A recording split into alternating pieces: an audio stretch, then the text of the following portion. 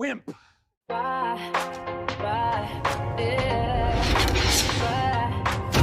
I don't know why, but something is wrong. Rule Britannia. The TV is crazy and the truth has gone. Be crazy, but I think we're done. Communism is king.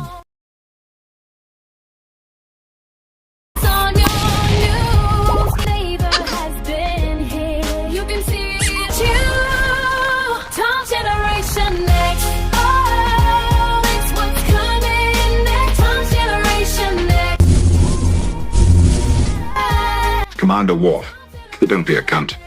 I'm having such a good time. Kill everyone on the bridge. Having a ball. Fuck you, Mr. Rascal. My name is Owen Jones, a renowned drama queen, pseudo-intellectual and champagne socialist. That's for people.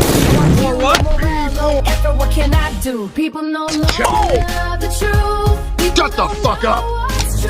That's why we gotta shine a light. Oh, shine a light, shine a light. We gotta shine a light. Oh, yeah. Together forever. Yeah. Tom's Generation Next. Oh, it's what's coming next. Tom's Generation Next. Yeah. Tom's Generation Next. The Unity Channel. Zero News and now. Tom's Generation Next. It's gonna shine a light.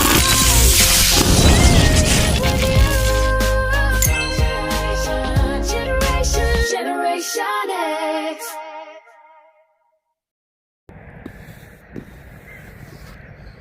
Good morning, I'm Tom Fury. This is Zero News.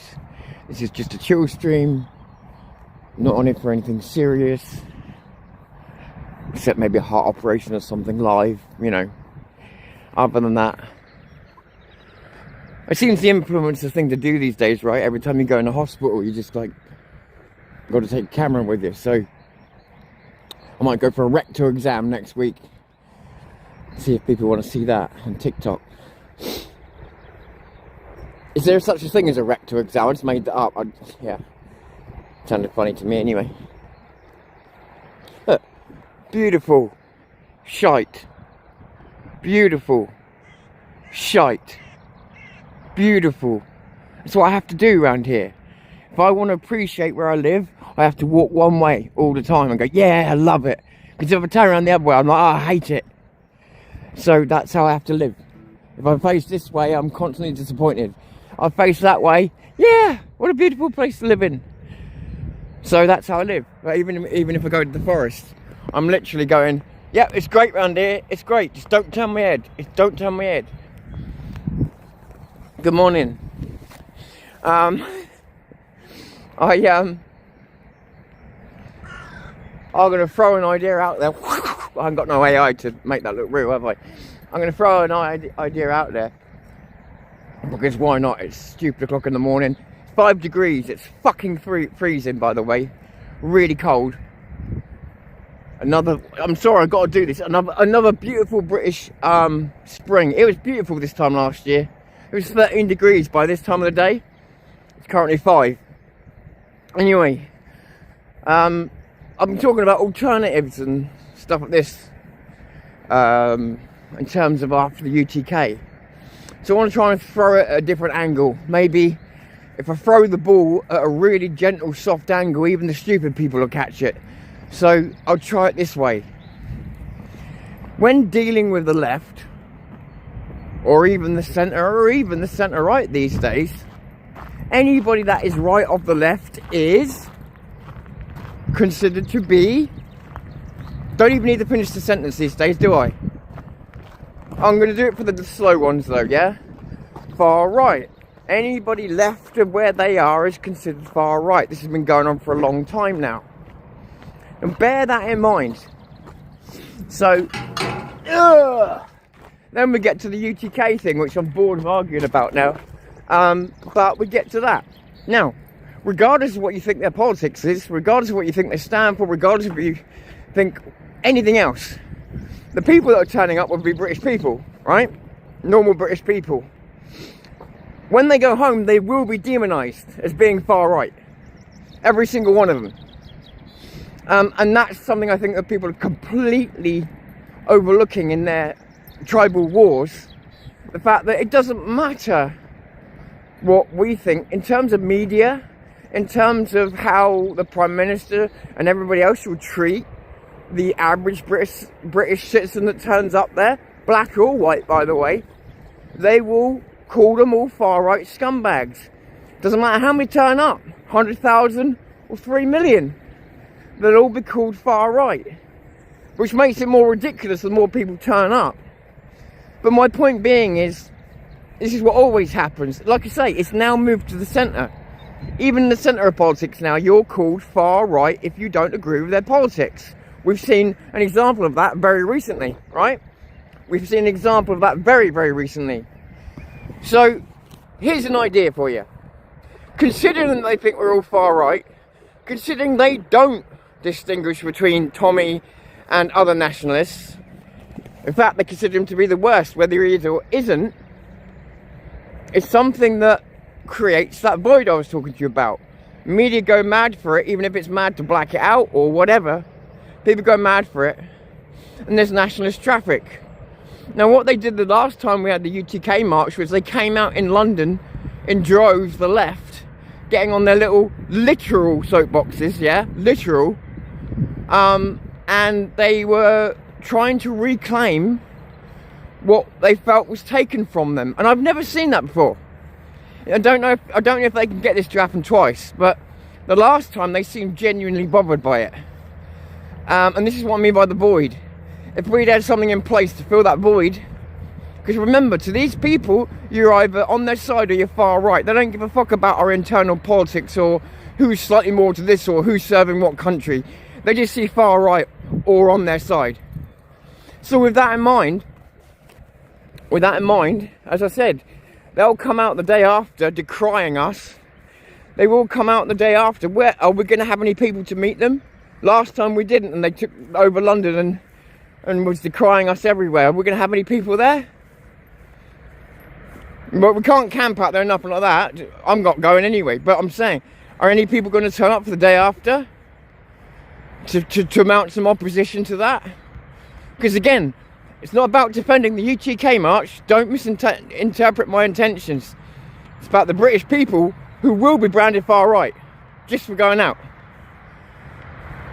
So then the void I keep talking about.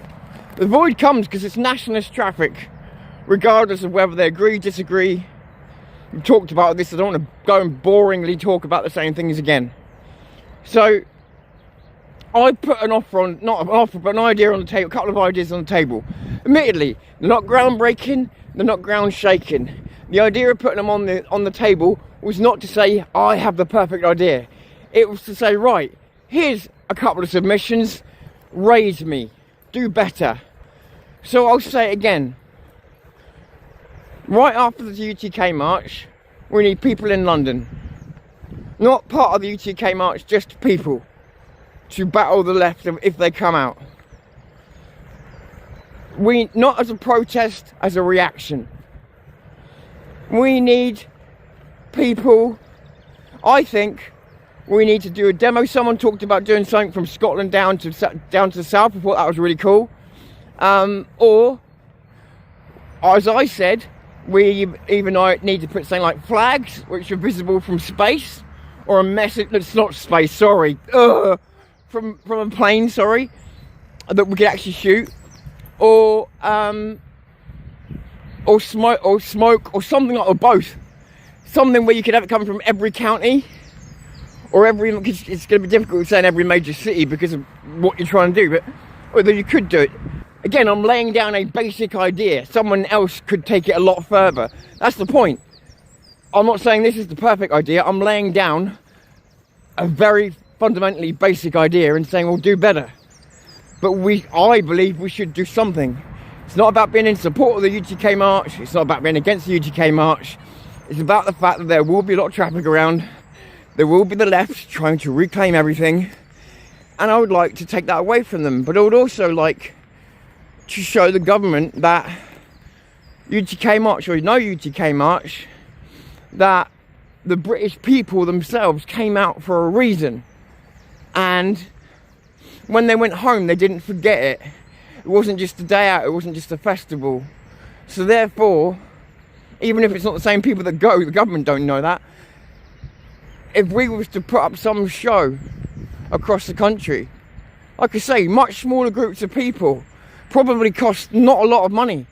But buy a flag, a big one, or buy enough stuff to make a smoke pyre, something you can see from everywhere, in all directions, to the next county, to the next county, to the next county, and make it visible. Got enough people in this country to make it visible, media and otherwise, yeah? Tell all your local streamers what you're doing. Make sure they're there, so it's streamed out to the world. No one's going to stop you. They try and stop you, they're at risk of riot at the moment. Like I say, it's not the most revolutionary tactics I'm suggesting, but what I'm suggesting is not the final product, I'm suggesting the first step. Do better. If you think that you've got a better idea, I'm sure that many people have. Bring them up. Talk about them. If they're better than my ideas, I'm in. I'm in. Let's do it. But I'm fucking sick to death of talking about what other people are doing instead of doing fuck all myself. It's getting, right now it's got to the point of just boredom. Like, what are we going to do? Like I say, there's going to be traffic, whether you want to deny it, or you want to accept it. I've been involved in the YouTube business long enough to know that it will be there. Denying it's like denying the tide coming in. You're going to get wet either way. You're just going to either drown or swim. It's up to you. But for me, it's like, it's opportunity. Opportunity knocks. What we're going to do with it? We've got all those eyes, all those people. You don't even need to be part of the UTK. You don't even need to be a supporter of Tommy's. You just need to be savvy and aware that a lot of people in Britain are going to be looking in the same direction at the same time, including on YouTube and other places. And the way that the country's polarised, all they'll see all those people as is far right. And the more they get called far right, the more angry they become, and the more polarised we become. The more it aids us. Use it. Use it.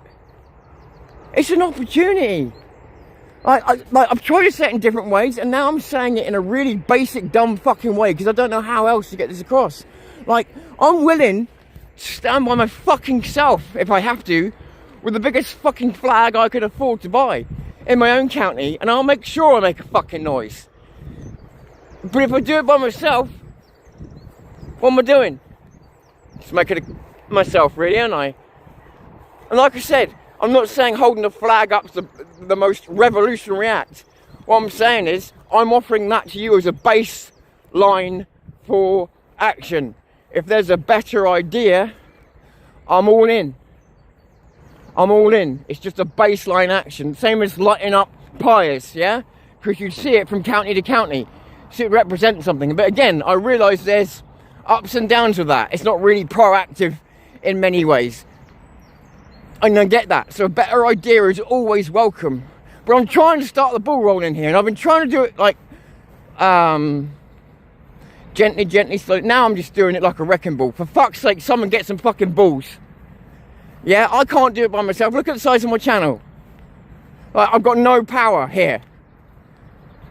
I've got no power here. Oh yeah, I might be able to persuade some people to come and help me here. Sure, that number might be true.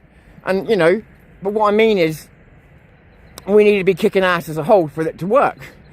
And that literally just takes. You think there's groups all around the country that do, like Southampton Patriots in my area. They're everywhere.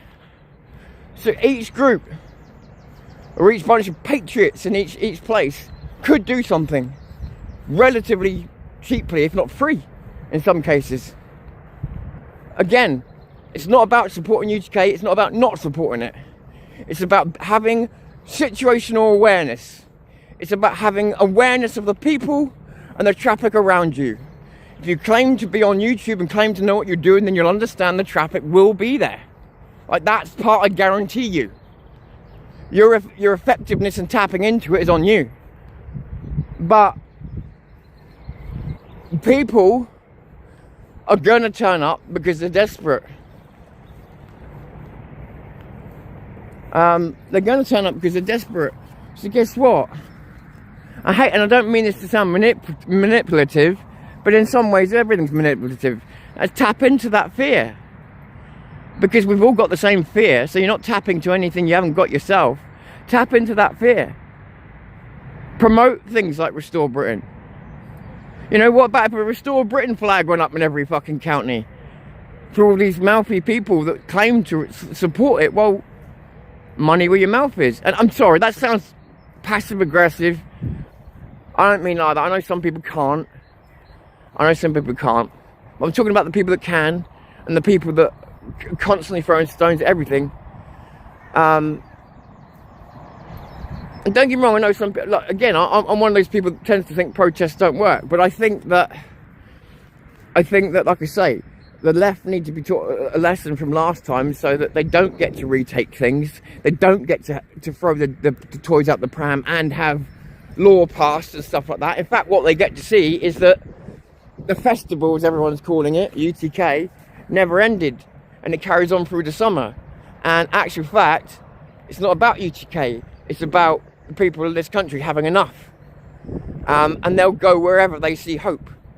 And that's the truth of what's really going on now. And is that far from the truth? Honestly? No, I don't think it is. So, they'll go wherever they see hope. Offer more hope. Real hope. Offer solutions. But you have to start by getting their fucking attention. You get their attention by doing something like I'm suggesting after the UTK march. Don't mean the same day, by the way. I mean within 3 days of it. Preferably have people in London for the next day. Just shut the left up. And then sometime in the next 3 days after that. Why not? Why not? And then, if there's any traction from that, keep doing shit throughout the summer. Again, it doesn't have to be anything to do with what Tommy's doing. It just has to be, it has to be useful for the country. That's it. I mean, that's quite a wide, oh, hang on. Well, this way. That's quite a wide field of things that you can do. I mean, you know, name all the ways in which we're fucked up. Exactly. So there's plenty of things that we could do. Proactive things, there's plenty of them we could do as well. But I believe that talking about them on here is why they don't work. So, you know, I don't want to keep mentioning names because it does just sound like I'm clowning on them after a while. But certain people keep getting caught or stop doing certain things, right? And it's because they're broadcasting it out before time. Now, there's other things obviously going on in my head that could be done, but all of those things would be things that would need to be a surprise. And you talk about them on the internet, they're already dead. So if you start planning places, times, they're already dead. So there's certain things you just can't do on the internet and realistically expect it to work. So the things I'm suggesting are going to be mild because that's what you can do on the internet. And because it's still sending a message regardless. And if nothing else, you know what would be nice? Is if we could send a message. It's if we could send a message that basically says something like, and I'm typifying what the whole message would mean, but the party's not over, basically.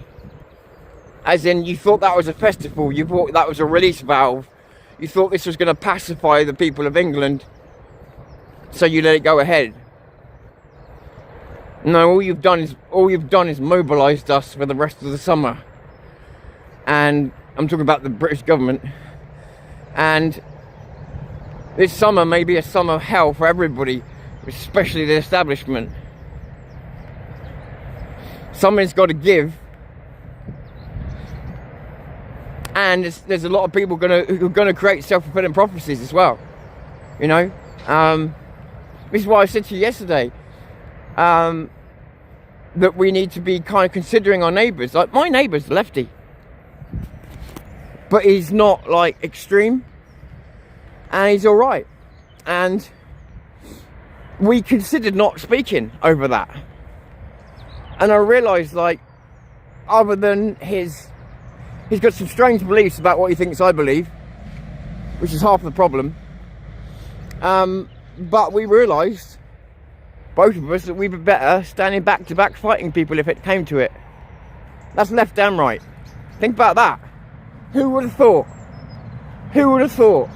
See, people can get on YouTube and they can posture all they want about their position in politics, but when it comes down to their family and their friends being hurt, suddenly the realism dawns and they realise, and I told you this years ago, it would be the left that would be hiding behind our legs saying, please help me. That's kind of how I see it. Definitely, like this guy was saying to me, if any trouble you would, yeah. And I'm like, yes mate, yes, yeah, you know. And I'm not saying he's a wimp or a coward. I'm just saying that this is exactly what I say would happen, is that people from the left would end up cowering behind us, and it's beginning to happen. And by the way, I've got no problem standing with him. If he's truly prepared to stand against anybody trying to hurt people, then it's fine with me. I may not agree with his politics, but if he's prepared to fight for his country, fight for his people, then he can stand with me and fight then. I just don't know if I necessarily trust him to stand there if it came, you know. But that's a whole other... Then again, I know plenty of people on the right just like that as well. Also know some, though, that will stand by you to the end. So let me make that distinction. There are people that have come to my defence when I never even asked them to before, on the right. I'm talking about physically, when I've been on the camera at demos and stuff, and I couldn't defend myself, but I wouldn't give ground, and people could see trouble coming. They come out of nowhere. I wouldn't even know they were there, and suddenly you'd have 3 people appear by the side of you. I got to say, like there was one day I was walking along with a camera like this, and I was getting punches in the ribs, punches in the back. I was thrown on the floor, and me being me, I was like hyper focused, so I knew I couldn't fight back, so I was just hyper focused on the target. So I just kept filming the target. I don't know why. And my mate was with me, and he just started trying to beat the shit out of them, and there was too many of them really, but we just kept going forward. And they, don't get me wrong, they were holding back. Those people punching me in the ribs were holding back, because if they were big guys, if they wanted to really hurt me, they were too big not to have, do you know what I mean? So they must have been holding back, I will say that. I think the idea was probably more to frighten me than to hurt me, but you're gonna have to hurt me in order to frighten me, do you know what I mean? So yeah. So, you know, we've been for all kinds of weird shit like this. So we'll say people on the right have come and defended me. Beep, beep, beep. Good. See, in the summertime, can't really see it at the moment, it's a bit too much wind. Wind's supposed to be dropping down 10 kilometres an hour today, I hope that's true. But the wind just up about 10 miles, well not even, no, not 10 miles, what am I talking about? Half a mile I should say, upwards, is still going about 40 miles an hour. But when all that stops and the air goes still, places like this, you just get this beautiful, I mean you get it around the country, but you just get this beautiful mist comes up in the morning in the summer. It just hangs there for a little while. And I used to love fishing when it was like it, and then it will hang there, and then, say it's middle of summer, it'd be about, see that over there? See about 4:45 in the morning, you just see this mist hanging there, and just until the sun just comes up high enough to burn it all away. But, yeah. Careful, Sue, there's chemical there, and I don't know what it is. Come on, baby. Come on.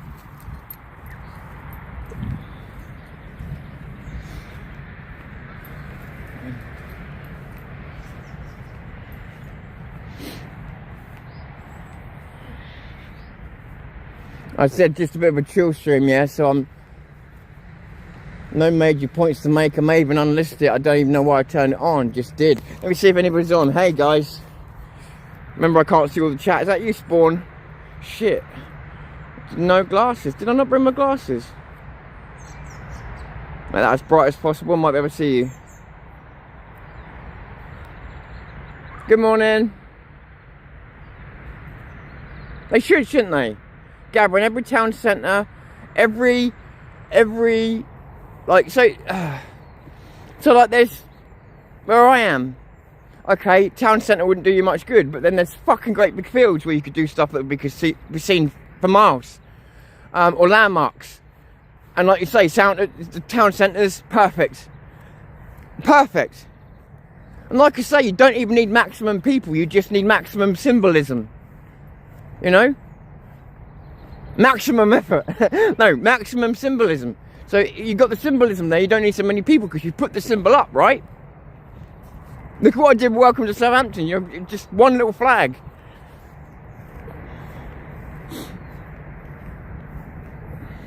I'm glad you think so. We always do the walk and talk, so you're part of them. The same way as we used to film the demos. You're part of the walk. You're part of the moment. Someone said to me the other day, I feel like I was doing the AI, and they said, I feel like you're not coming on putting on a performance. You're coming on speaking as though we're there. If you feel like that, that's the point. I want you to feel like that.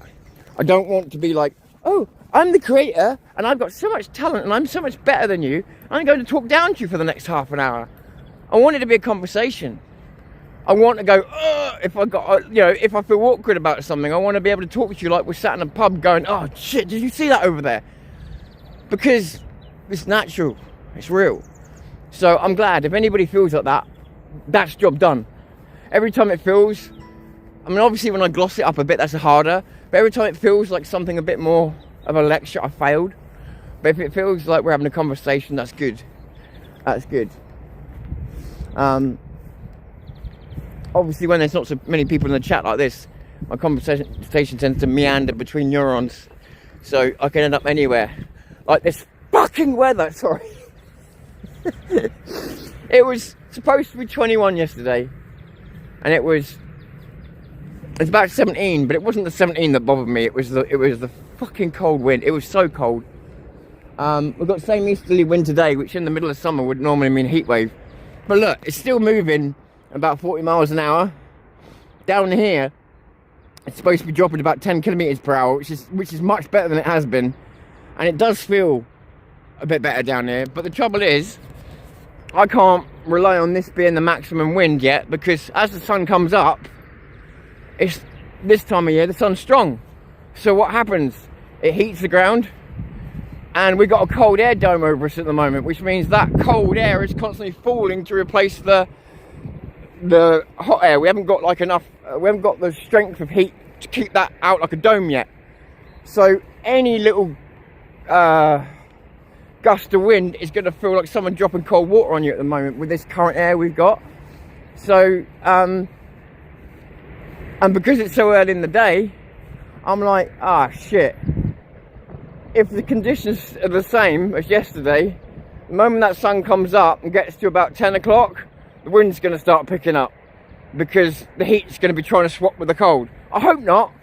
I hope not. I hope there's a barrier, because normally you've got like a barrier that stops it, but it's just not been there. So I'm hoping today that wind just fucks off. But like I say, looking at it up there, the sky's moving quickly. So you see like that plane there, leaving only a short contrail. But it is leaving a contrail. It's halfway, yeah? It's not big and it's not small, because the air's halfway in the middle. So it's still evaporating like it should do, but it's leaving it slightly longer because the air up there is changing. And it's gradually getting wetter and colder. So you'll start to see that get longer and longer, probably as the course of the day goes on. Like that one up there, let's see. In between. So I'm willing to bet high pressure started falling. If I was to have a look at the pressure trend now, I'm willing to bet it's falling. But I'm not certain, but that would be my guess. But yeah, I mean, you probably can't hear with noise cancellation, but I'll just shut the fuck up a minute. Can you hear that? Can you hear what it sounds like here?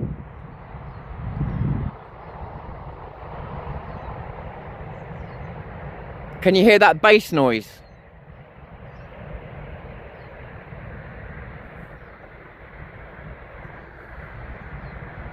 There. And then can you hear the treble? And can you hear the hiss? I think this picks up bass noises a bit better than old microphones, but I don't know. basically, the reason I'm asking is because this time of the morning as well, and summers get worse because these places here have got old coolers that don't work very well anymore. So in the summer, those coolers make loads of noise. But if you didn't hear it, if you can't hear it, what I'm hearing on my nice, beautiful morning walk is boom, boom, boom, boom, like that going through the ground, and you feel it. My feet are actually feeling the vibrations of it. That's the cooling units, I think. Can you hear that now? Can you hear that? And then on top of that, you got another kind of noise. And on top of that, you got so all those three noises, and they never really stop. Just wind changes directions, so you don't hear them so well, or whatever else. That's a relatively normal morning. When they're having problems over there, which everyone can hear it very, very loudly over their TV. You could be in the middle of the forest and you're like, oh, it's a beautiful morning. Then that place starts up. It's crazy. When I first moved away from this place, I went and lived on the Isle of Wight. And I couldn't sleep there for the first 2 months because I'd never slept in silence before. And I didn't know how to sleep in silence because I'd always lived near that. Crazy, right? But the silence was deafening. I remember, you know, you hear the expression, oh, you could hear a pin drop. I remember being over there and finally understanding what that expression meant, because I'd never really understood it until that moment. I was like, holy shit, now I get it. Like, you literally could hear a pin drop in this street from the bedroom. I'd never experienced silence before. So what was that? How old was I then? 20 years without silence. Crazy. Go under if you're going to go under. You made a right mess of that. Go on then. Go on then, go. Go. Go. You can get under there. Oh, baby. You want to wait? You want to be all civilised now, dear? Alright, you be civilised then.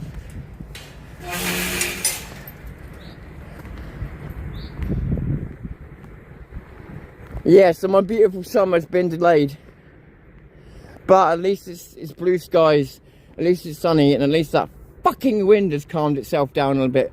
Because that last 2 days was just like, hey, it's going to be 19 degrees and sunny. Yeah, you're going to get a heat wave.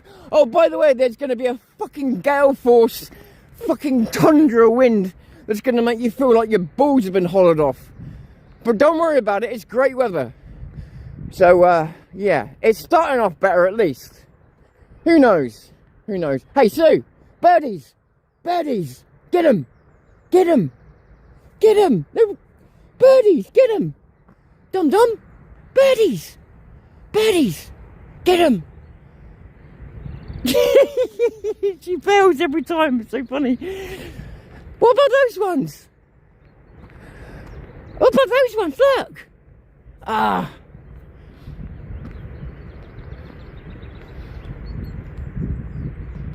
Well, no picking up any babies then. If you ain't going to take on the big ones, then I don't want you picking up any babies. They're mine. Alright? You bring them to me and you don't hurt them. Yeah, I don't know. I don't know. See, I really do think people need to do something. Again, with my amount of influence, I can only nag so much and only bring it up so much. Like I say, I stand in the middle of the fucking field by myself if I have to. But again, with zero support, what does it mean? Absolutely fuck all. So, and I realised, like, again, I'll go back to what I said when I started the podcast today. I realised that my ideas aren't revolutionary. Then do better. As I said, I am absolutely on board for a better idea. My ideas are like an opening bet or opening thing on an auction, opening fucking bid on an auction, right? I'm not saying that's the best bid, I'm saying that's my bid. Do better. I'm fine with that. I don't need to be master of anything, controller of anything, or the creator of anything. Just want us to do something as opposed to nothing. If we end up doing nothing, then, well, there's not a lot I can do about it, like revenge, and I wouldn't want revenge. But I will tell you that there's a lot of whingers I'll stop listening to, because they are just whingers then, you know? So yeah, I don't know. Like I say, it's an opening bid. Bid higher, bid better, bid more thoughtfully. Use that intelligence that you all believe that I don't have. And do better. Like I said, good ideas I'm on board with. So you won't find me getting butthurt if someone says, oh, that's a shit idea, Tom. All right, we'll do better. That's fine. That's not a problem. That's not a problem. It's just an opening gambit. That's all. To get the ball rolling, because nobody else is bothering. My God, can you see why I want a bigger channel? If I had a bigger channel, I wouldn't be asking, I'd just be doing. That's the truth. If I had a big enough channel, I wouldn't be asking. This wouldn't be a negotiation. This would just be, I'll go out and do this fucking shit and I'll get loads of views for it, and if anybody else wants to join me, so... Do you know what I mean? But at this stage I'm at now, I can't do that. So... But the day will come, I hope, where I will be in that position. I was before and I never took advantage of it. And then we'll do stuff like that, and then it's like, I will keep doing what I've done recently. Keep embarrassing people by being tiny and yet achieving more. That's the whole beauty of it. That's the beauty of being small. Overachieving. Because you can only really overachieve with a small channel, right? I mean, so I'm not bigging myself up, but I mean, you literally can only achieve with a small channel. But yeah, I think you get my point.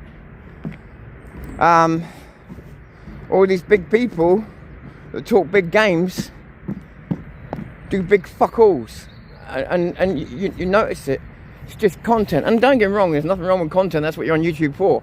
My point being is, it's just content. It's just words. Words.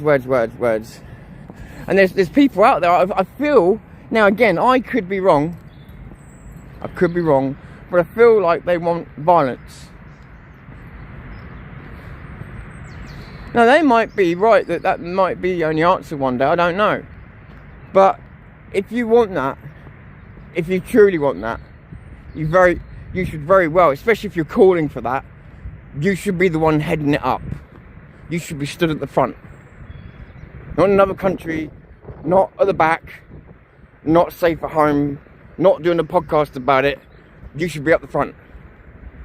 Lead by example, or shut the fuck up. That's my honest view. If you're talking about violence, then you have to put yourself... Can you hear that? It's crazy. You have to put yourself up front. You have to put yourself up front. Now, who's prepared to do that?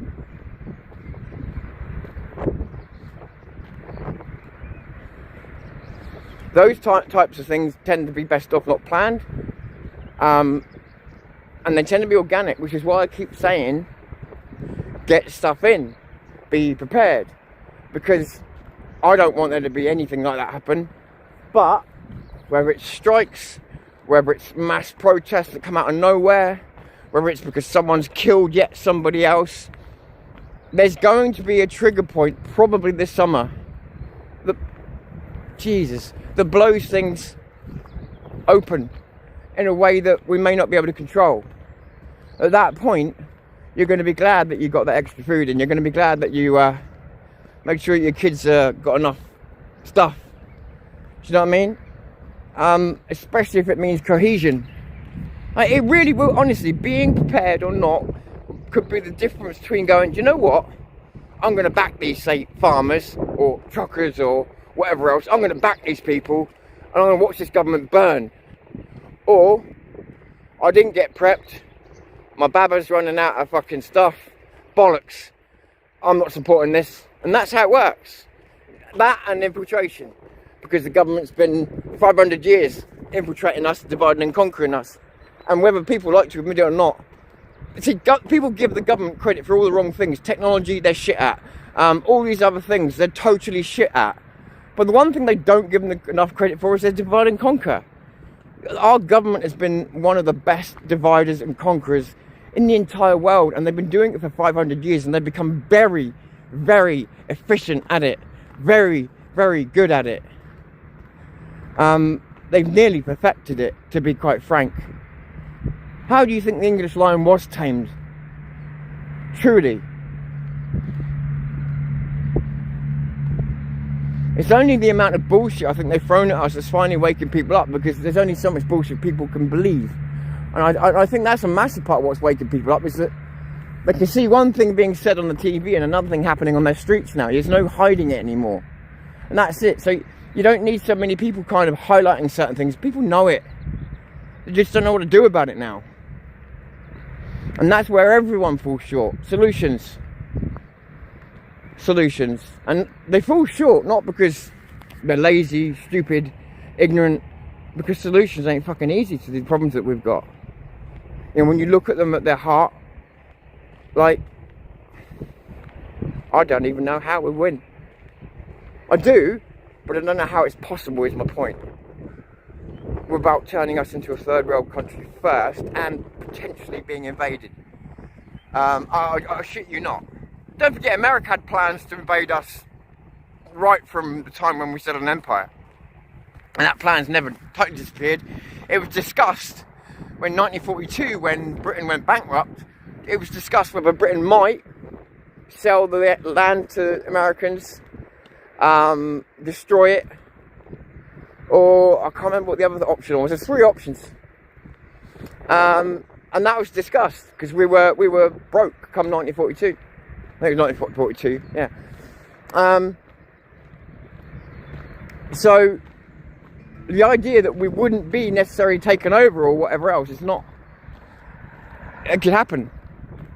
It could really happen. Come here, come here, come here, come here, come here. Come here, Sue. Sue, come here. Come here, with me. Sorry. With me, come here. Here, Sue, here now, here. Headshot, dead. Sorry, I got some incoming doggies. Yeah, good, you're good. Stay with me, stay with Dad, stay with Dad, stay with Dad. Sorry, guys. Stay with Dad, stay with Dad, stay with Dad. Headshot dead, headshot dead, headshot dead. Leave the ladies alone, leave the ladies alone. Having a nice morning walk. Have a good walk. Oh, you're mad, those noises you're making up. See? Wait, don't play up now. Come on, you've been good. Sue, headshot, dead. Headshot, dead. Wait, come here. Haha, that got you, didn't it? That got you. Ready? Don't even think about it. Good girl.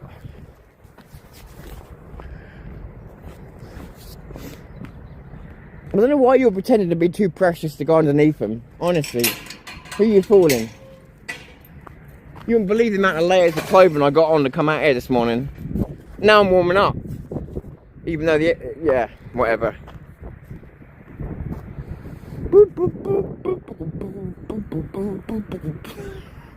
Mike Pork Chop. An awesome name, by the way. Only name I ever felt was better than that was, there used to be a guy who used to come on here just called Chair Leg. I don't know why, but Chair Leg I thought was brilliant. Because I'm easily pleased.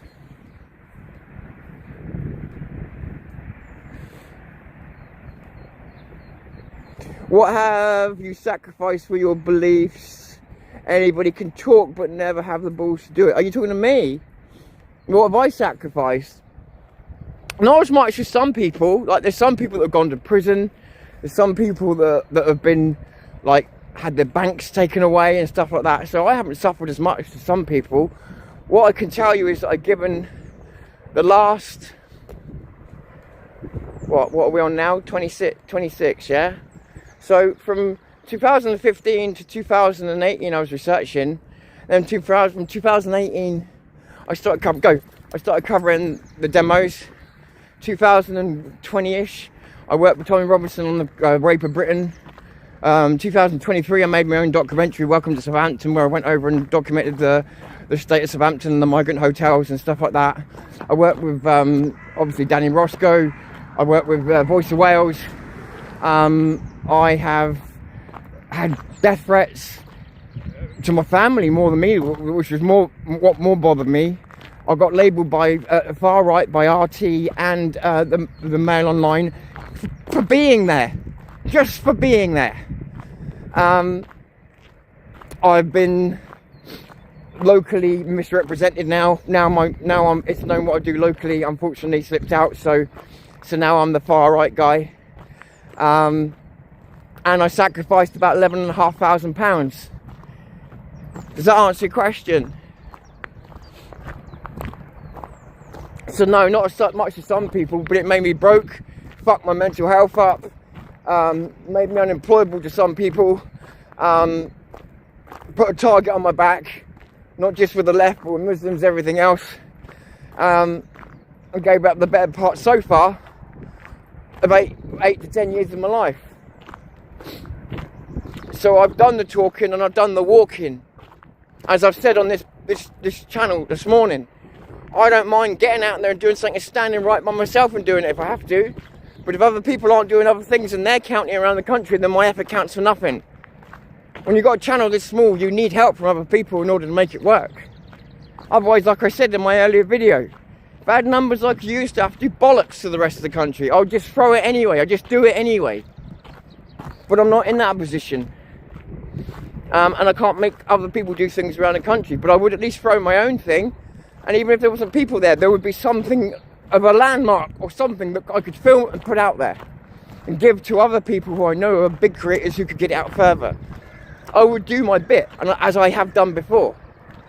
I have been able to get messages out there before, even if it be by deflecting them off other creators, or by whipping, as you see recently, by whipping up a storm and then making the most of it. You do what you have to do when you've got a small channel, or you can sit and piss and moan about the numbers you've got in your small channel. I don't do that. I just do what I'm supposed to do, and that's work YouTube. I'm a worker, so my job is to work the numbers, not to complain about them.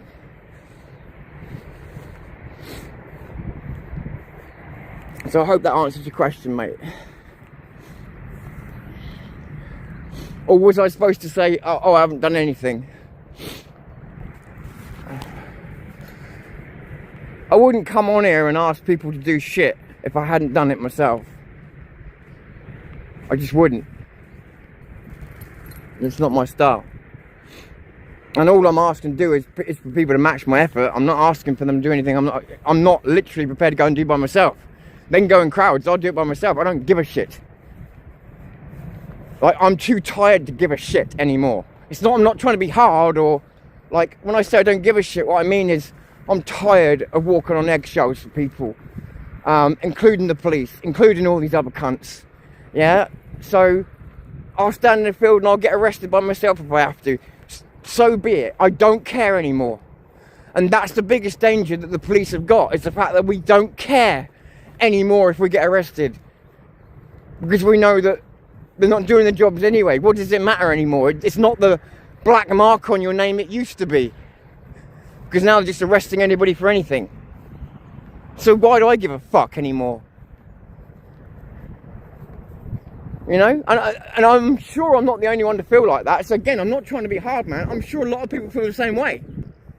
That's why you see people who have never got in trouble in that before, in their 50s and 60s, allowing themselves to get arrested now. They've had enough. They've had enough. You're never gonna get it. You're never gonna get it. You tried, girl. You tried. Sorry. Thank you, mate. Thank you. Spawn. Yeah, don't get me wrong, there was people before me. There was a guy whose name I always forget, and he deserves the main credit. There was Active, there was Nobby, and there was me, but there was a guy called, I think it's Tony someone or whatever. He deserves the original credit. But yeah, you know, yeah, we opened up the doors for that, you know. We did a lot of stuff. We did a lot of firsts. Yeah, we did a lot of firsts. But the thing of it is, and I've said this before, but people, see, the thing is, I don't like to talk about it because people think that I'm just bitching But as I said, other people get respect for what they do in this movement. I don't. Somehow, yeah. Again, it's dangerous to give me credit because then people might actually follow me. And if they actually follow me, I might have some influence. If I've got some influence, then I might influence them to do things that the narrative doesn't suggest. So that's why there's certain people out there at the moment freaking out and creating big interviews and stuff to try and mitigate me. And that's not my ego talking. That's just like, it's all been mapped out. So obviously, let's just put it this way. Vin can be my backup when I say, if I ever need to, when I say I plotted that, and it all came true. And not because of me, but because people are predictable in their methods when they are trying to be bastards. And yeah, but saying them out loud doesn't do anybody any good. But yeah, there was things I just said to him, yeah, recently, and a lot of them have come true, and I know exactly what they mean. There are people operating in the dark, operating against me and operating against other interests, and it's fine. I don't care, because the truth of it is that if I can survive them and I can survive everything else, it just toughens the channel up even more for its future. So it's fine. And also, if the figures in the shadows are who I think they are, and I'm not sure, I'm really not sure, but if they're who I think they are, the fucking success will not only be surviving then, it will be thriving in front of them with no help, nothing, just me, you guys, and the content that we put out. And the more I do that and win, the more frightened they're going to get. And then you'll see those attacks become more public. And then when you do, I can finally say, there, you see it? At the moment, I've got to keep my mouth shut. But the moment, like I say, I start getting too big, the attacks will become clumsy. And at that point, I can go, see that over there? Yeah, here's who that is. But think of it, little old me. Most people don't even know who I am. Little old me, who pretty much offers no offence to anybody, tries to get on with everybody, and yet for some reason, there's a couple of people out there that for reasons I can't even understand. Really, I come up with my reasons, but I'm guessing, who really do not want me to be successful. When I was working on the Road for Britain, these people back then, different people, but did not want my channel to be successful. It was very strange. It was very strange. When you consider other people that had done the similar jobs, I mean, they were treated like fucking heroes, but me, it was very, very strange. But it's not when you realise how people work. So, and that's why I've been determined to stay independent this time, regardless of who's nice to me on a certain day and who's not, because I want to show them all that honesty, truth, and a little bit of care and attention with your audience and your channel could do just as good. And I don't need anybody other than the people that watch. Don't get me wrong, we all need people. I don't mean it like that. What I mean is, in order to succeed in this business, I don't need anybody, and I don't need to rely on anybody. And when I succeed, it'll be a case of saying, well, I did this myself, which isn't really true, because without you, this doesn't work. But you know what I'm trying to say, right? We did this. That would be more the truth of it. We did this without needing to pledge allegiance to any fucker. And I'll be proud of that. And I'll be proud of every single person that helps me get there, because I feel like there's a mindset. Maybe I'm wrong, but I feel like there's a mindset gathering around my channel. It's just the mindset that people have had enough of bullshit, no matter where it comes from. I feel like there's a mindset of people that are beginning to gather around that are like, okay, I thought Tom was wrong about that, but maybe he's got a point. I don't know if he has, but I'm open. Another thing, you know, and I think people are just understanding the point now that we are so deep in the shit, there are certain lines being drawn that are going to become irrelevant when the rains wash them off. You know, I think there's enough people now to make me believe. One of the reasons I really struggled coming back was I didn't believe enough people wanted to critically think for themselves anymore. I've talked to you about the post-truth age. We're in it. And I really thought people didn't want truth anymore. What I found out was that's true, but it's not the case for everybody. Not at all. There's plenty of people that still want truth, still want honesty, still want things that aren't mass-produced like fucking sardines when it comes to videos. Yeah, and even though the age of the truth teller isn't back, with channels like Vindicators and like mine, there are truth tellers out there, and they are being appreciated, which is a relief. Because there was a while there where people didn't give a fuck for the truth anymore. They were so angry, rightly angry. I get it, you know, I'm not blaming anybody. But of course, people with agendas love it when people aren't thinking for themselves. And that's my only kind of part in all this, is like, no matter who you support, that's fine. My only job is to make sure people keep thinking for themselves and critically thinking for themselves, critically thinking. And again, I've never claimed to be a Mensa student, right? You don't need to be to think for yourself. And so if people think, oh, I'm sick of shit or whatever else, that's fine with me. Because if I can think for myself, then what's your fucking excuse? So that's fine. If they call me a sick of shit, then what is their excuse for being tribal? If I cannot do it, then they have no excuse. So the stupider they make me, the more powerful they make me. Does that make sense? Because I become a symbol of what can be done quite easily then.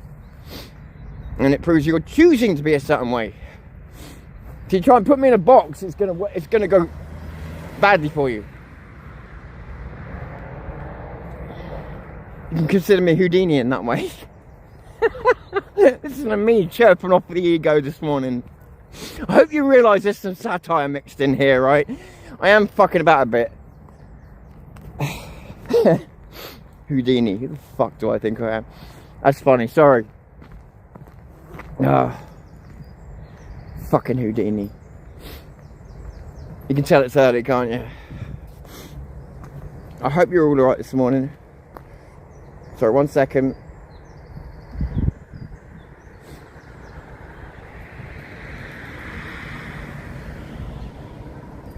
Thank you, mate. I appreciate that.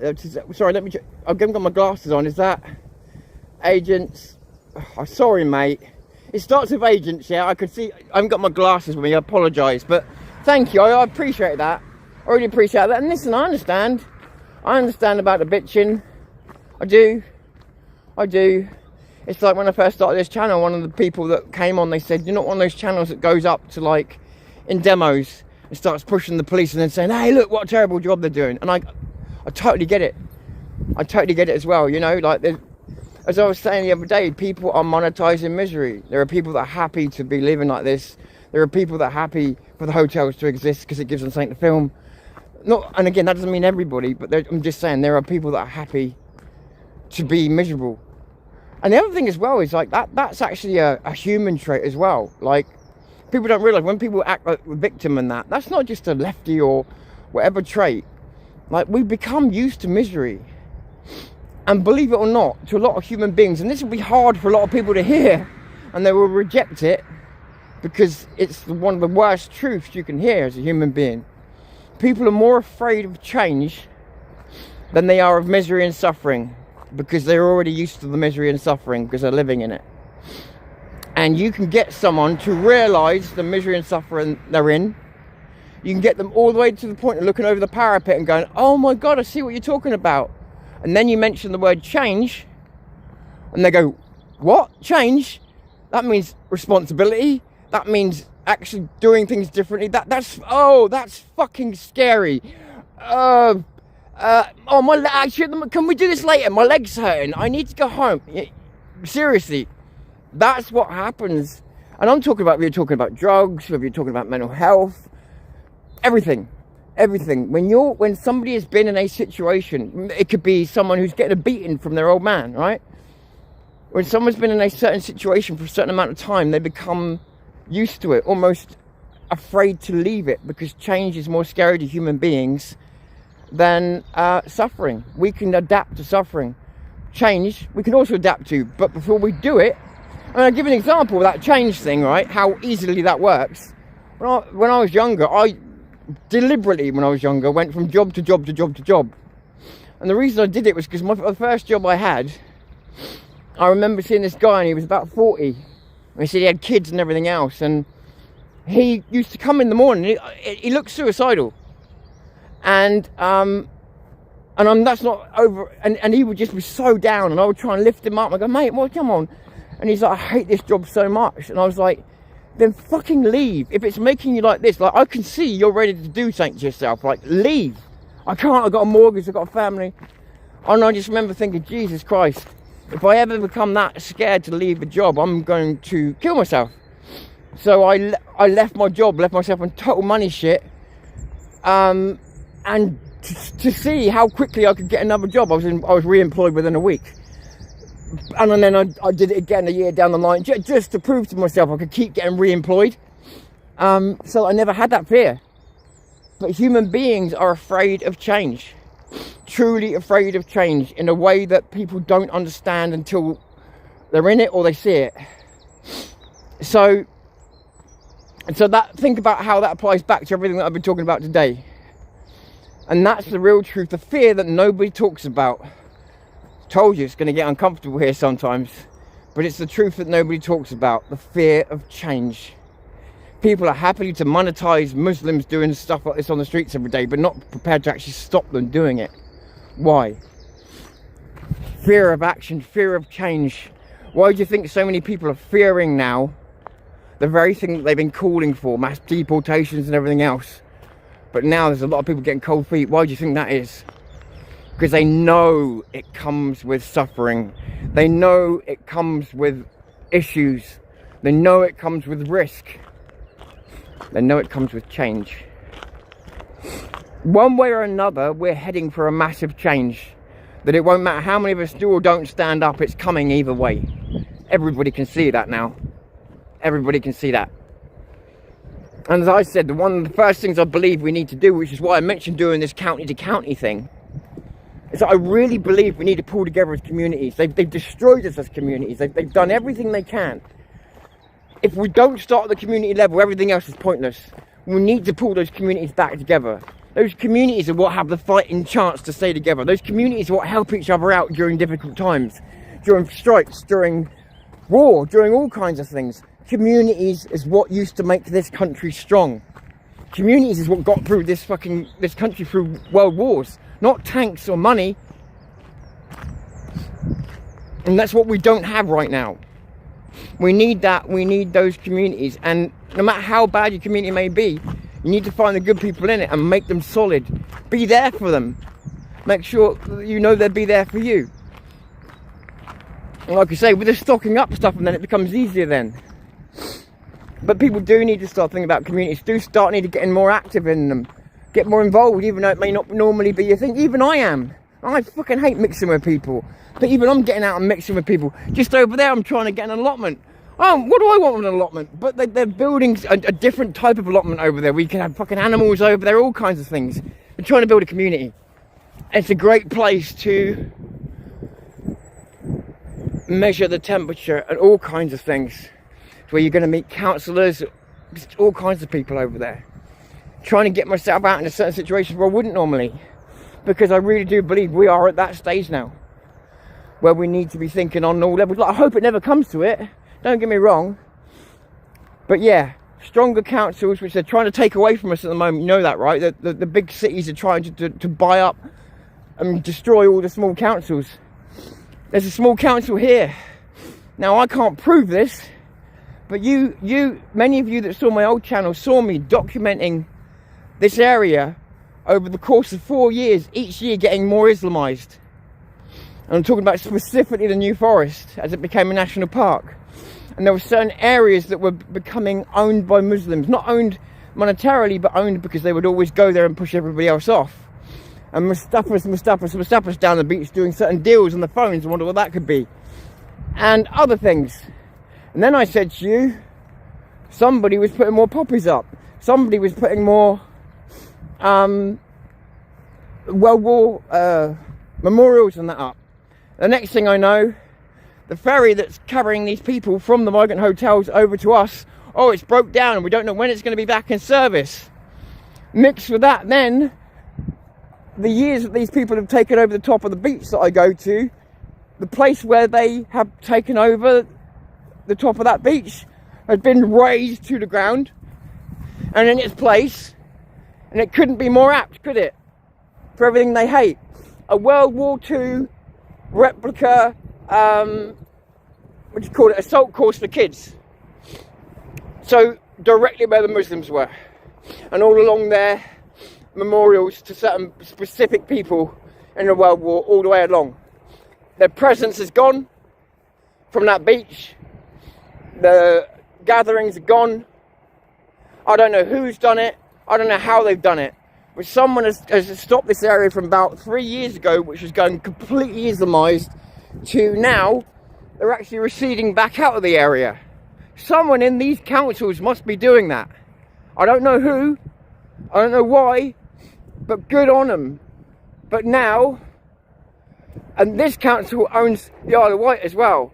So now, this council is being under threat and maybe even has no, they're trying to fight it, but it's probably going to be destroyed and enveloped by Southampton City Council. The same place that are housing all the migrants. So they then have the ability to put those migrants here and on the Isle of Wight and everywhere else they want. So, and this is happening not just in my place, but in a lot of other cities as well. They're trying to destroy the small councils. Because small councils out here like this, place like this, yeah, there's going to be people that stand for the old stuff still. Even though there's a bunch of lefties around here, there's also a bunch of normal, decent individuals.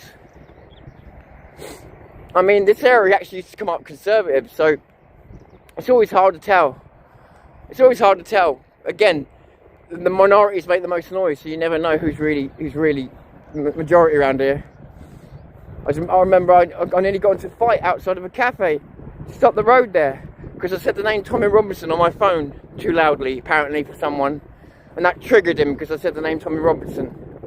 He didn't know in what context or anything else, and he ended up arguing with me about fucking Brexit and all sorts. It was just like this total lunatic lefty. We were talking about, like, must have been about 50, 55, just lunatic, just going raving on. I remember, you know, when my hand was shaking, just my right hand. And normally I'm a lefty, I throw with my left.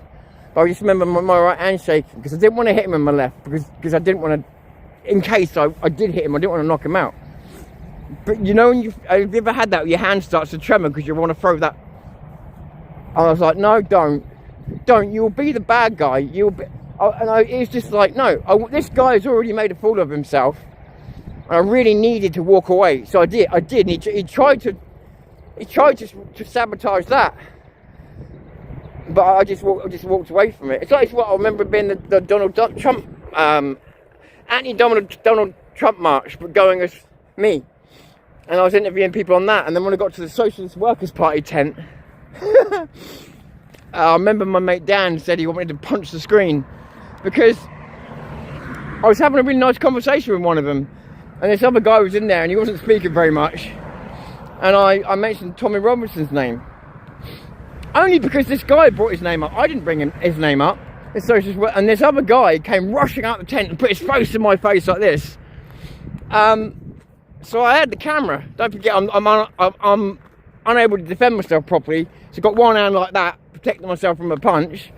But I've got the camera on the other side, so all I did is raise the camera up to by my face like that, so you can see his face and my face. I said, what are you going to do now? What are you going to do now? You've made your play. What's it going to be? And the fucking guy, do you know what he did? So he's got wild eyes, yeah, wild eyes, and he's,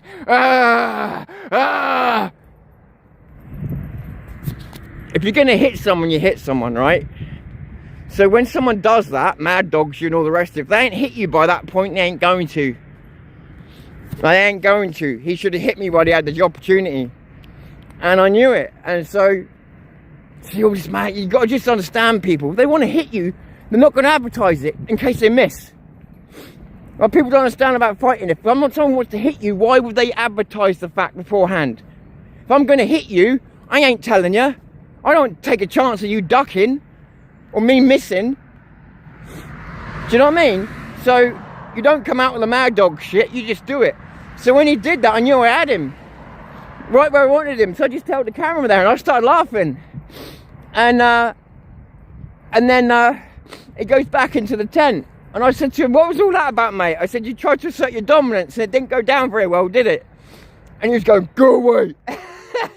I said, no, mate, you don't get to tell me to go away. You've just made a fool of yourself. You've proved you've got absolutely no bite where the bark was. So you don't get to tell me anything. I embarrassed him. I really embarrassed him. Didn't have to put a finger on him. Sometimes you don't need to touch someone to make them look like the CUNTs that they are. People get so riled up so quickly.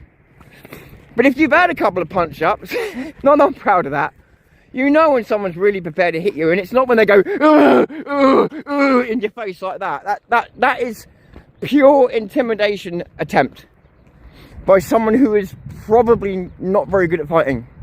As I said, somebody who's good at fighting will probably give you, because you should always give someone an exit strategy in a fight. If you put someone in the corner, you're kind of asking for trouble. We always give them an olive branch or an exit strategy, because a lot of people don't really want to fight. They just think they do until they get into it. So you always, that's why with me, with the phone, I could have got really serious with the guy, but I just laughed. That laugh gave him as much as it embarrassed him, it also gave him an out. It gave him a way out. And you've got to give people a way out sometimes, because they don't really want to be there. They think they do, or they think the scare tactics work because it's worked on other people before, you see. Most people don't actually want confrontation, including me, but most people don't actually want it. But when they do that and someone doesn't react the way they're expecting, as I've said about these people, especially on the left, they are one movers. They have one trick up their sleeve, and if it doesn't work, you literally see them go gormless. Oh, I don't know what to do now. Whether it's they attack you verbally, whether it's when they come on here and make arguments against me, or whether it's when you meet them at demos, they always go, ha, blah, blah, blah line, you know, one line, ha, ha, ha, gotcha, and then you just answer that line back with an argument of your own, then they go, racist, because that's all they've got left. That's all they've got left. So yeah, violence isn't always the way, kids. Sometimes embarrassing people with their own irrational, violent leaning behaviour is good enough. You know? Because again, the more noise you got to make about it, more you can sit pretty comfortable. This person's got away with this. And if you're really worried about it, just get your hand, and you won't, honestly, you don't even need to be a fighter. Just get your hand and stick it straight in their fucking nose. Chances are they've never been hit in the face before. To be acting like that, right? Would you? Let me put it another way. Do you think me, if I thought I was going to get in a fight with someone, do you think that I'm going to stand there, put my neck over my body, so I'm now off balance, put my face in their face and my eyes are wide like that, so I now have no peripheral vision, and I can't tell if they're going to throw a punch at me, and I'm off balance, and if they uppercut me, I'm going to go straight on the floor? What do you think? That's exactly the position like this person put himself in. Because it's all scared tactics, it's all display. You make yourself bigger in a display, right?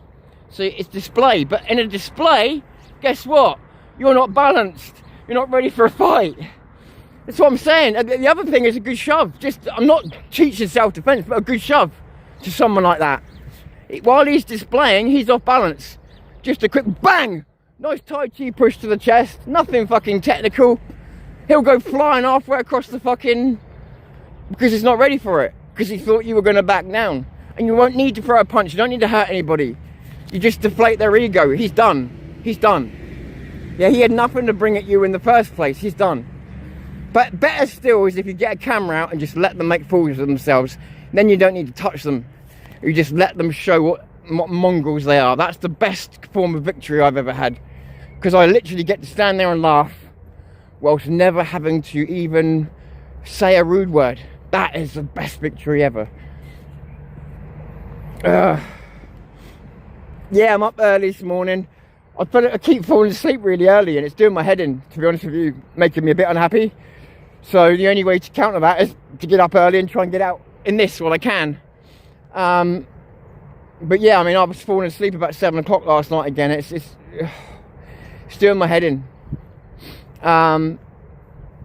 But yeah, so I got up about 3 o'clock this morning, and just started doing stuff. Obviously, I've had a bit of a break from YouTube. I'm coming back now, but the plan is YouTube's addictive for you and me. And what you do with your lives is completely up to you. I'm not. Any judgment I make is on me. But I'm an addictive personality, so I've got to be really careful. Because what can happen is you end up looking at your comments, and look at your comments again and again and again, and they don't change that much. You don't need to be checking them very hard, you know.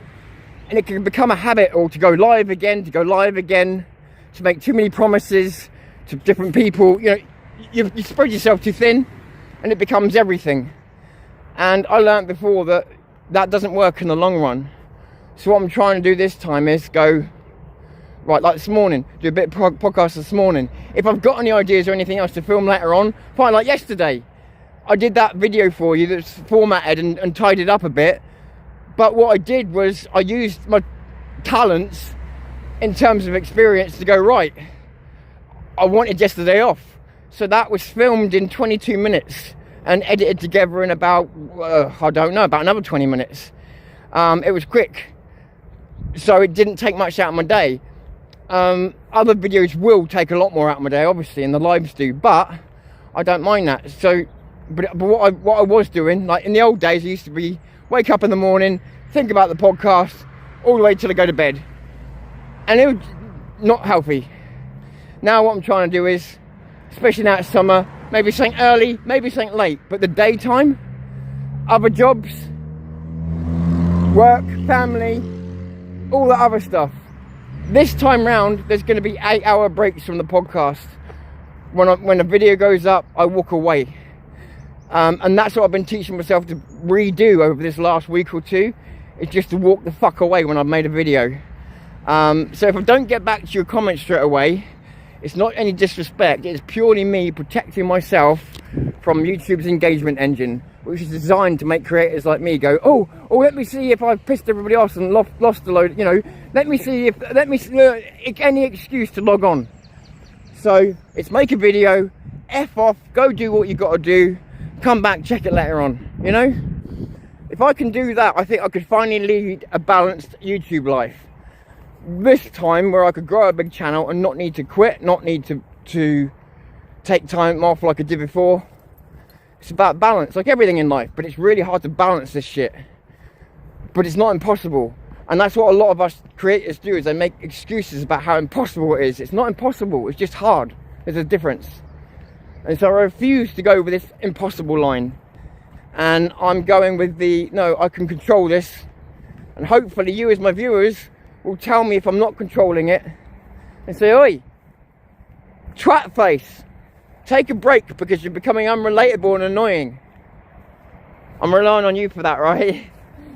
Because, like I said, I've got a few people watching out for me, but in all seriousness, yeah, that is an important thing to me. So, like I said, I think I'm managing it better now. I feel better, like, just coming on this morning. I didn't expect anybody to be on this, to be honest with you, but I feel better coming on this morning. Felt better doing the videos yesterday because they were quickly done. I'd already had them planned in my head, so all I had to do was execute. So I just went execute, edit, done. And then I could carry on with the day and all the other jobs I've got going on at the moment. So it was great. And if I could start living life a bit more like that, you know. And that's not to say there aren't certain videos that don't need days and days and days of your time. There are. Welcome to Southampton 2 will be like that. That will be a lot of hard work. It depends on the size of the project you're doing, you know. But with some of the videos I'm doing at the moment, it's like, yeah. Instead of spending so much time that I do procrastinating on them, just make them, do them, get them out. And Welcome to Southampton Part 2 is going to be an undertaking. But with this one, I've got help, professional help. So it's going to be interesting. It's going to be interesting. I think it's going to be a little bit more dangerous this time, if I'm honest.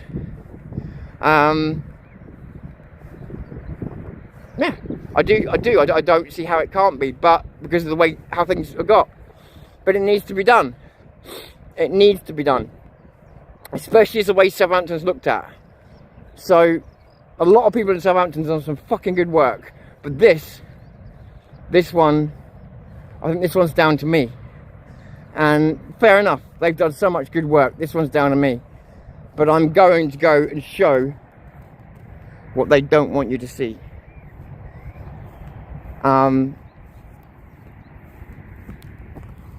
And I don't even know myself how horrible it's going to get.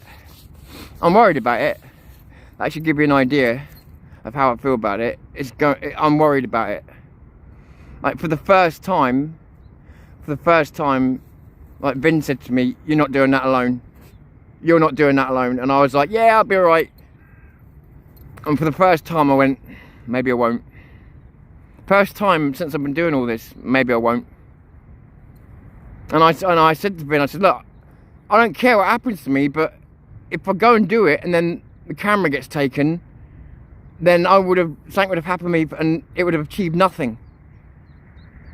And so I realised I had to accept help because if something did happen, I would want everybody to see it. Because I'm not a troublemaker, you know me, so if trouble comes, it's going to come to me. It's not going to, it's going to follow me.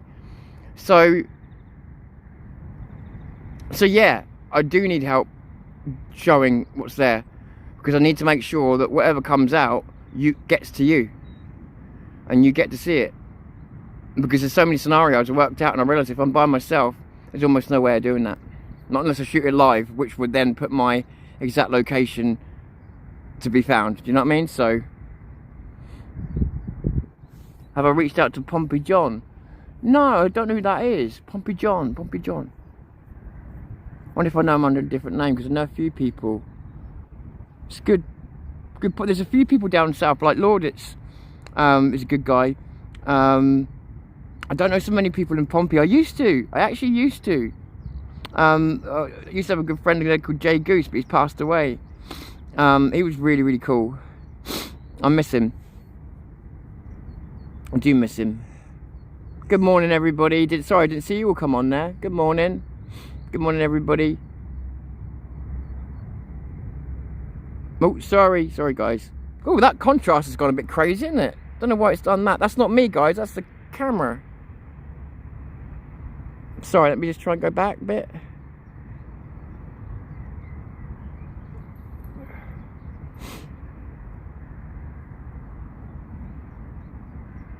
Lowe said it would be extremely painful. It will be. It will be. There's no other way to put it.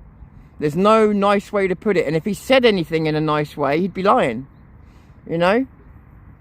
So at least he's been honest, which is the first thing you need.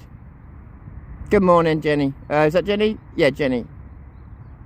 Alfie Anglo-Sax, go sub to that man. Tina, good to see you.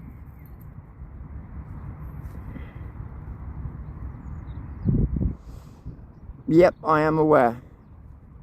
But I'm not into paying money from one scam to another. What have we got here?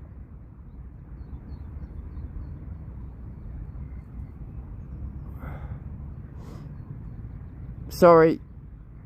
Hello, how you, John? How you doing? You didn't miss much. I've just been walking and talking like I normally do.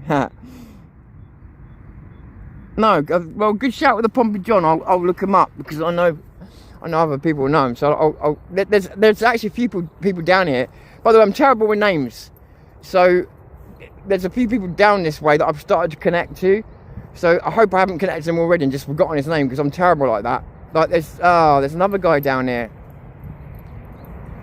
Is it Brian? Oh shit! And he's a really cool guy, and he's been really good to me. And his name always eludes me, but he's a really nice guy. I need to write him out. I need to write him out because he's got a good channel. He's a good guy, and he's like really helpful for things down here. And actually, if I could remember his name, I might actually be able to ask him for some help as well. I think he'd be up for something like that. He seemed like somebody who's prepared to do stuff, you know. So yeah, there are some good people down here. You're right. We'll see. I mean, the trouble is, I'm going to be totally frank with you. And I hope you don't consider this to be bitching, but I'm just being real with you.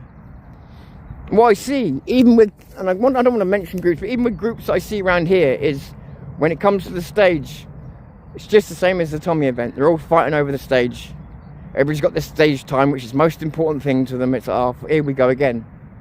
Let's not worry about who's got the best message. Let's worry about who feels most entitled.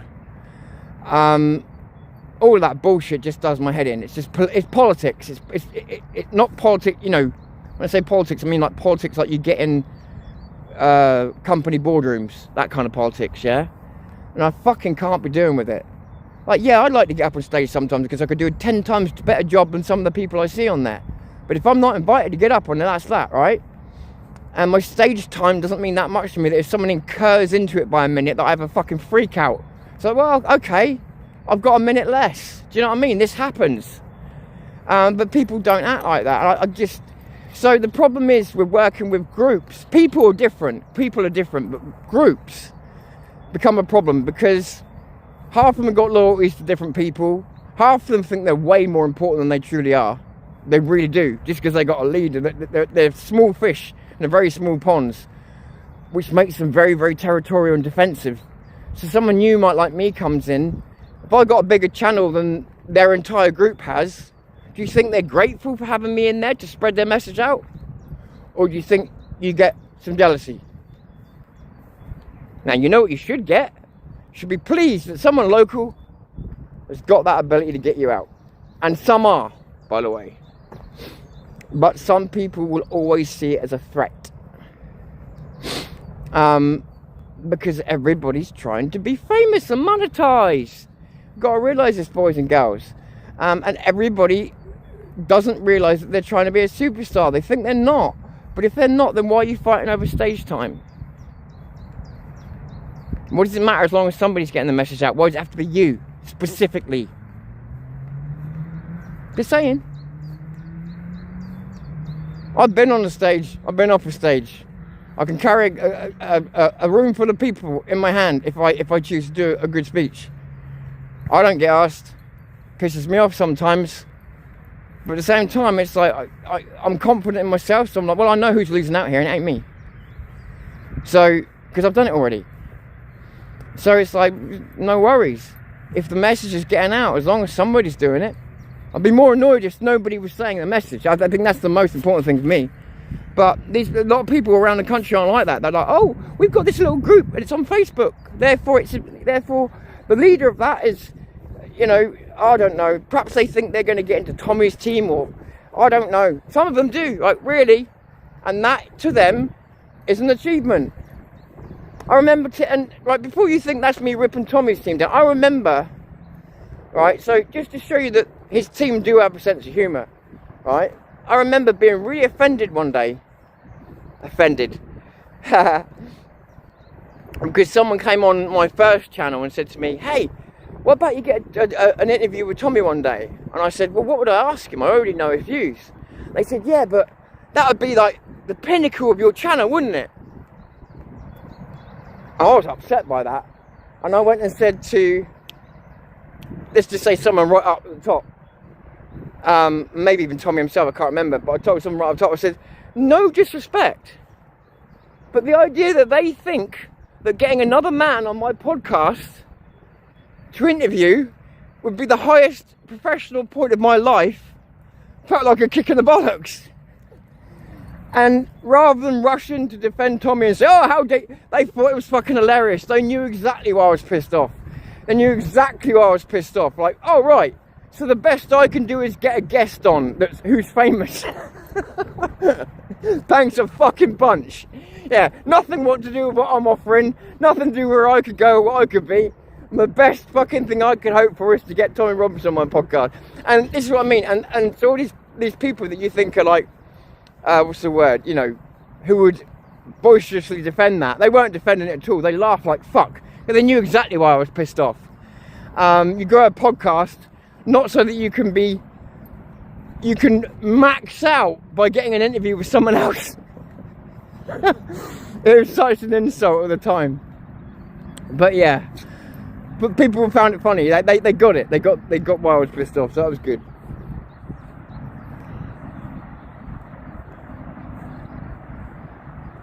Yeah, true. True.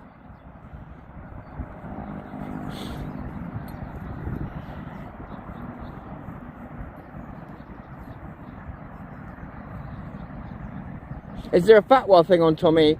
It turned up straight away in USA, swanning about in full sight. Why? Fatwa. Well, if I'm now, bear in mind, I'm playing back video clips I haven't seen for a few weeks. But if I remember rightly, he called it fatwa, didn't he? Or someone else did. It wasn't. It's not a fatwa.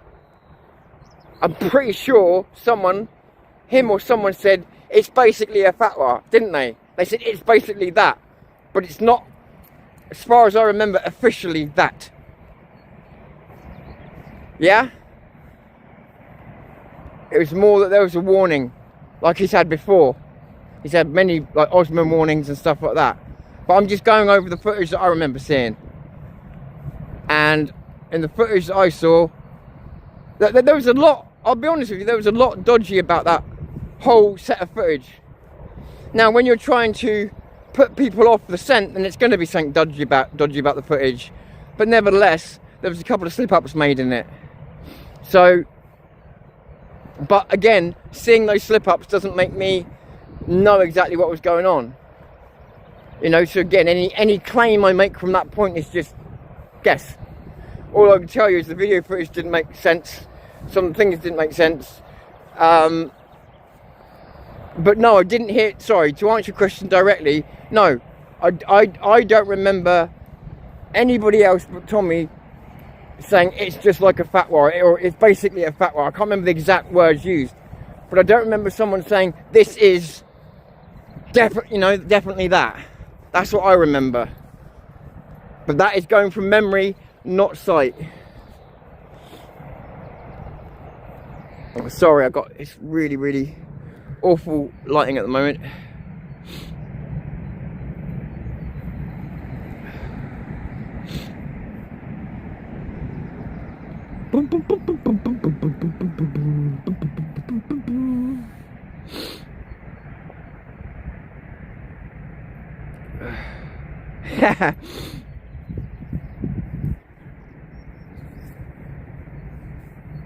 Yeah, I think you're right there, John Miles.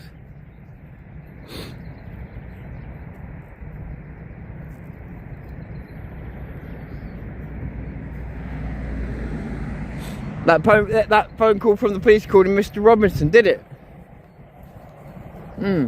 Interesting. Yeah, I mean, look. Again, without proof, I'm not going to be making claims. All I'll say is I saw the video footage. The one where he showed that, one where he was in the airport, and again, he did explain some things as well, so you've got to take that in. There's a few things, but honestly, oh, this is difficult for me. But did I buy it? No, I didn't really. I'm not saying there's no truth. Like, I'm not saying there's no truth to it, because the best fib to tell is the one that's got some truth in it.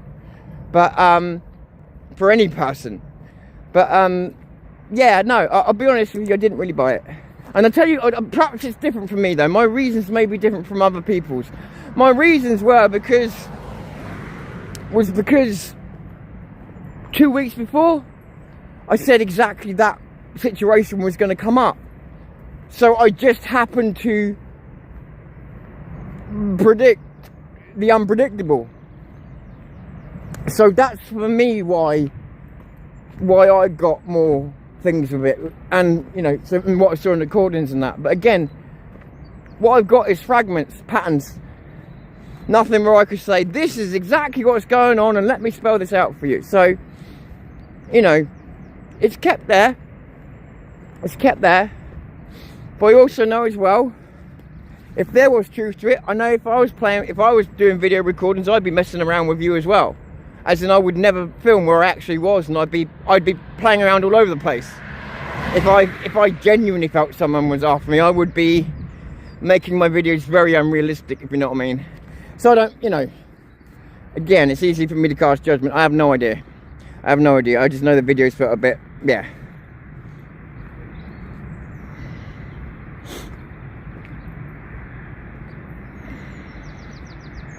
Yeah, I agree with you, and I think that the good thing about awakening is that at first you got to wake a few people at a time so they can get called far right and so on. And now the circle of people that's awake has got so big that every time a new set of people wake up, they're then waking up an even bigger set of people around them, and that goes on. And so now when people wake up, they're waking up en masse. It's not niche like it was before. The biggest problem with waking up that I've seen from my lifetime, whether it's spiritual, whether it's to do with the system, whatever else, most people who wake up, as people like to call it, are usually more vulnerable than they know. They feel awake and confident in themselves for the first time. What they don't realise is they've just pulled their head out of one cult, whether it's the government or whatever else, and a lot of them go charging head first straight into the next cult that they don't even realise is that. And that's why people become so polarised, because they end up being all for Tommy Robinson, or all for this cause, or all for that cause. And they go from being in an awakened state for about 5 minutes to throwing themselves 110% into the next thing. That's where we go wrong. That is where we go wrong. It should be wake up, start learning about the world around you as it really is. Pick your cause as well. Support people when they're doing things you like. Don't support them when they're doing things you don't like. Be nuanced, be discerning. You know, all these things. Blind loyalty, blind following does no one any good. Because when you're blindly following and blindly loyal, guess what you're doing? You're saying anything you do is okay. Anything you say is okay. Any decisions you make on my behalf are okay. And seriously, think about it. Who do you know? And there's many people on the internet who are beyond criticism by their own sycophants, who will fight all of you to protect their reputation. There's quite a few people you could probably think of. Those people wake up every day with those sycophants around them telling them they can do no wrong. Why do you think those people then become unrelatable? Why do you start off really liking someone who opens up a podcast and you end up fucking hating them? Why is that? It's because they started off humble, going, oh my God, I can't believe how many people are watching me. I didn't know anybody had any interest in what I'm saying. To being surrounded by people that say everything you say is gold. Are you sure? Because I saw these people calling me, no, don't worry about them. You're amazing. And when you've got that around you every day, there's no parity check on your own sanity. There's no parity check on your own politics. There's no parity check on you. You've got nothing to bounce off. That's why I said, in this business, having good friends, having good family, having a fucking break, and having honest people that you work with is really important. Because you need people to pull you up and go, what the fuck are you doing? Or who the fuck do you think you are? You know? Real friends will do that for you. It's uncomfortable and everything else, but real friends will put themselves in that position for you and say, what the fuck are you doing? It's like me with Vin sometimes. Sometimes Vin will say it to me and go, you're burning the candle, Tom. And I'm like, yeah, you know, I know. And sometimes I try and do it with Vin. And, you know, you've got to be gently, because at the same time you're trying not to tell each other what to do. But you're worried about each other, right? So you're like, mate, you look tired earlier on, you know? That's what friends do. They don't go, oh, yeah, everything's great. They go, are you okay? You look tired. You look worn out, you know? But people don't. People don't. And so, you know, like I said, you've got to be very self-sufficient. And like I say, you guys have also been a great part of that in the past, keeping me honest. But it's really important. It's really important. Otherwise, every single person that you have expectations of will fail the expectations you have of them, because you've let them off the hook too early. People feel great criticising a channel on my size, but a channel of 35, 40,000, they don't want to criticise because they're worried that of the lashback that comes with that. Don't be. Like, I hope if I had a channel of 40,000, you guys would be doubly as hard on me. because I will need my feet strapped to the ground. If I had a channel with 100,000 on, I'll be putting nails in my feet myself. You know, I'm serious. Otherwise, what's the point? Everybody who you support will end up being someone you hate, with the current system of, let's surround myself with sycophants, even if it's not deliberate. Even if it's not deliberate. I've seen people around a certain big name, big strapping lads, who could have stopped a situation from occurring, right? And they didn't stop a situation from occurring against this 5'4" lad, because should they have stopped it from occurring, even though this wouldn't have happened, there was such jobs worth, they were all scared of losing their jobs, so they wouldn't just do the right thing. Those aren't friends, and that's not the way things should be. And this is what people can turn into around you. You've got to be really careful.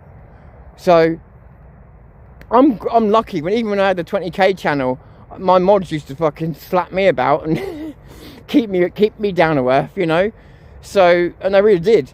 And so I had a lot of people just keep me grounded. So it was very easy for me.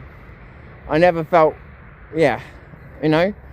But I also think it's the way that I do things. Like, you guys are a massive part of it, and I always kept that going no matter what I did, you know. Whereas I think a lot of people get to go, oh well, we're going to put you guys aside now, and I'm not trying to be baby face to you. You know that happens. Only thing I hate is, hey, Super J, good to see you, buddy. Check out Super J, everybody. He's been around a long time. Has been through his own hardship with channels.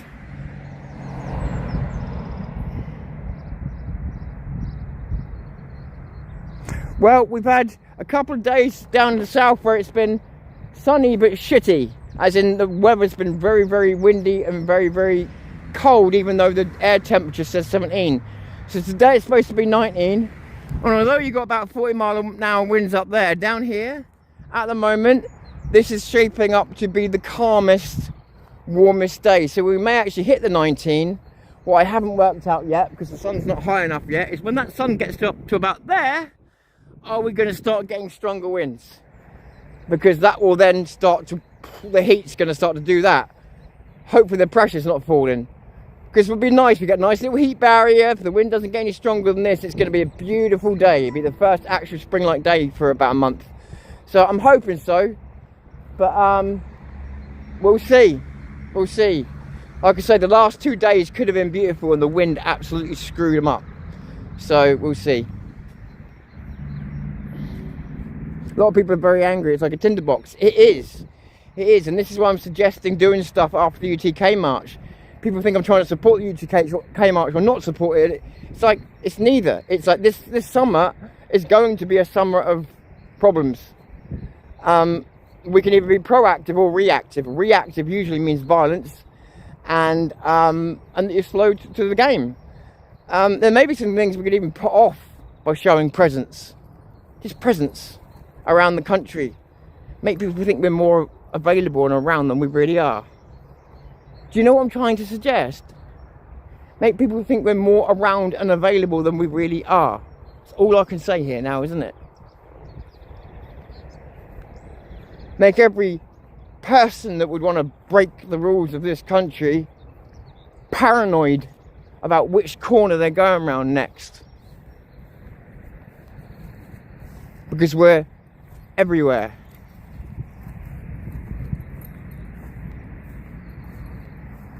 It's the ultimate illusion that if pulled off would do some great good and save some people.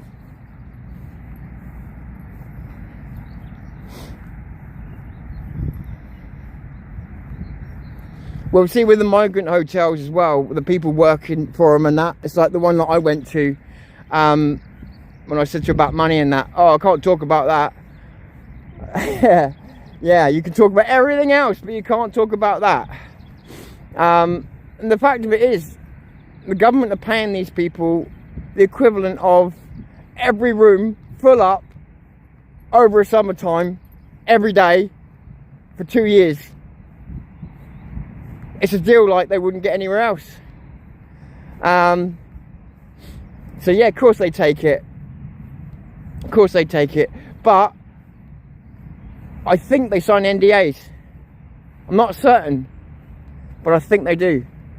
Because there's certain points in conversation you can get with them, and then they literally stop at a point, and they all stop at the same point.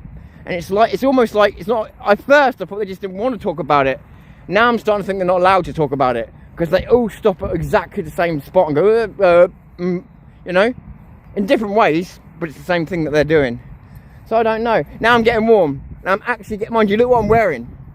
I'm wearing what I would normally wear in winter to stay warm on a dog walk. So yeah, I think I would be warming up now. Jesus Christ, I've got like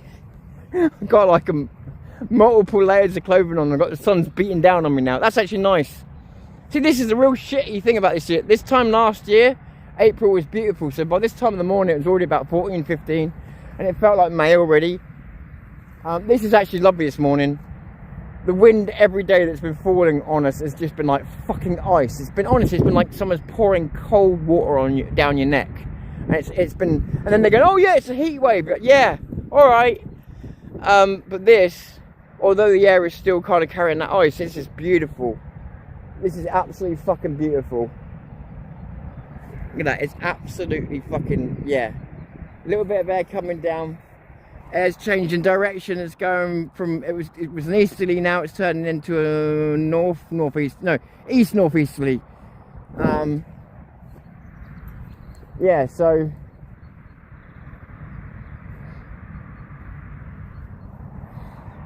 there's no sign of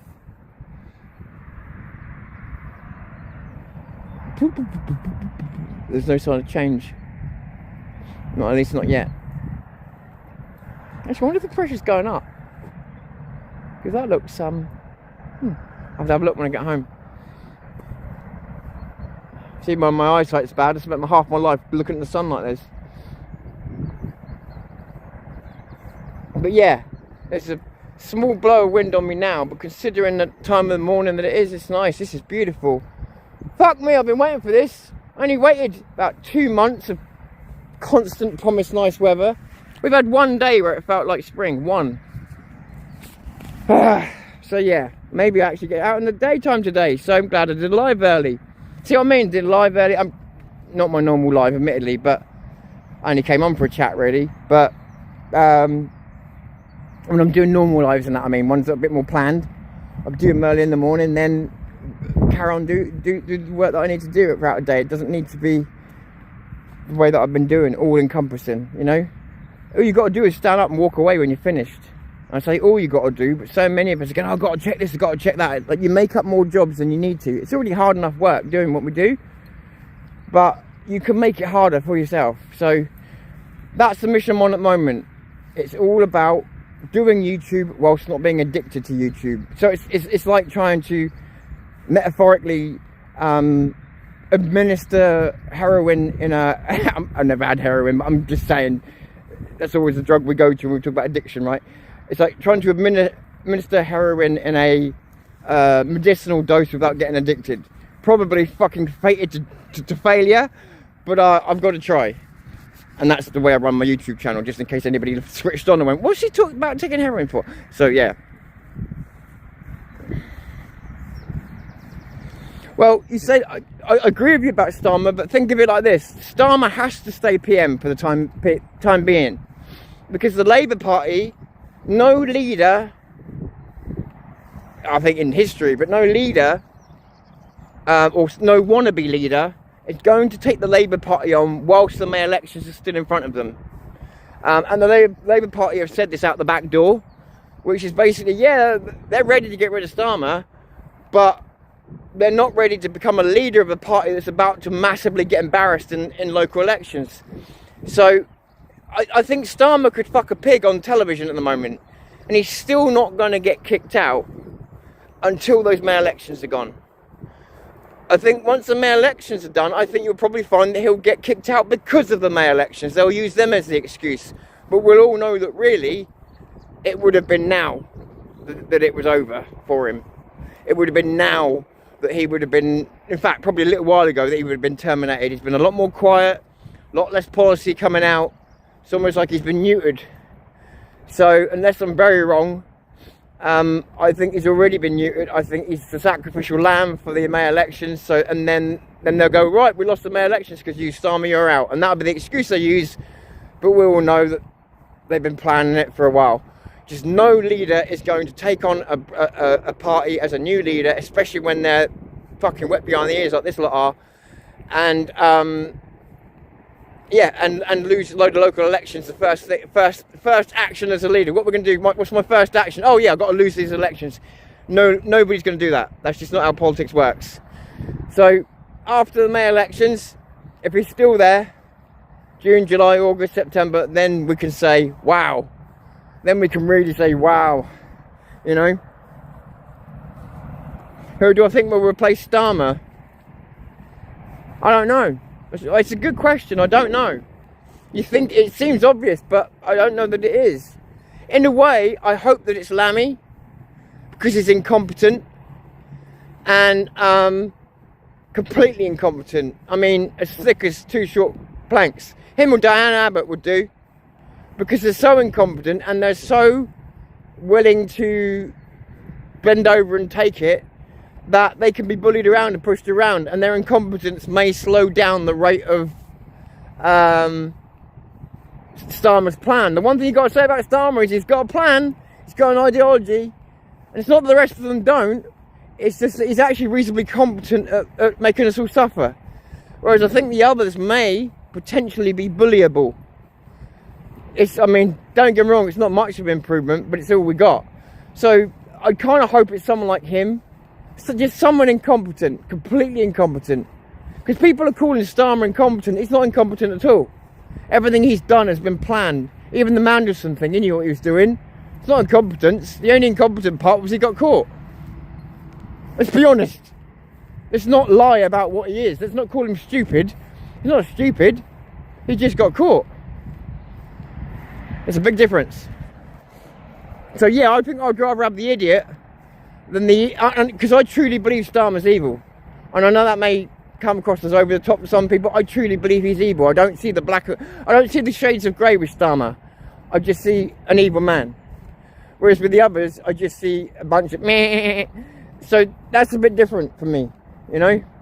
But with Starmer, he's not exactly the lion, is he? But he is he's the little Napoleon. You know, the guy with the Napoleon complex.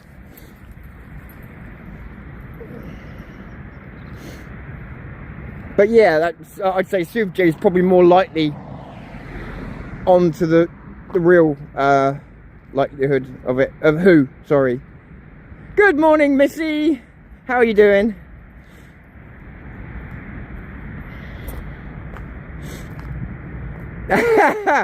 So I'm not going to repeat that, but that was funny. This government hasn't given them the Brexit because they never intended to. They gave us the Brexit vote because they thought we knew how to vote. They gave us the Brexit vote as a referendum so that no party had to take responsibility for who actually put it out there.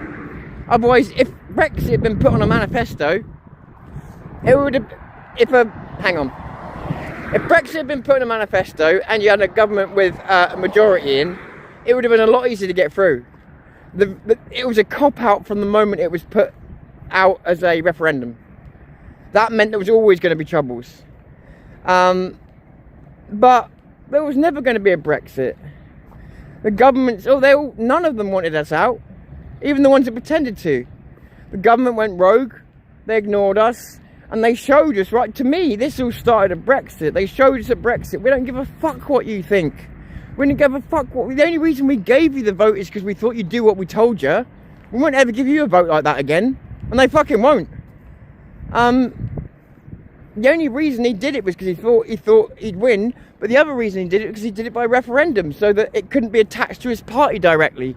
Not part of the manifesto. Didn't help him much, did it? Because he still lost his job. But it also did mean that should they lose, it could be contested. And that's exactly what happened. And people had warned about this long before the manifesto, before the referendum was even offered. People were saying, please don't do this by referendum. If you do, you'll make the legalities so much harder. If you do, you'll give the government outs. That's exactly what they got.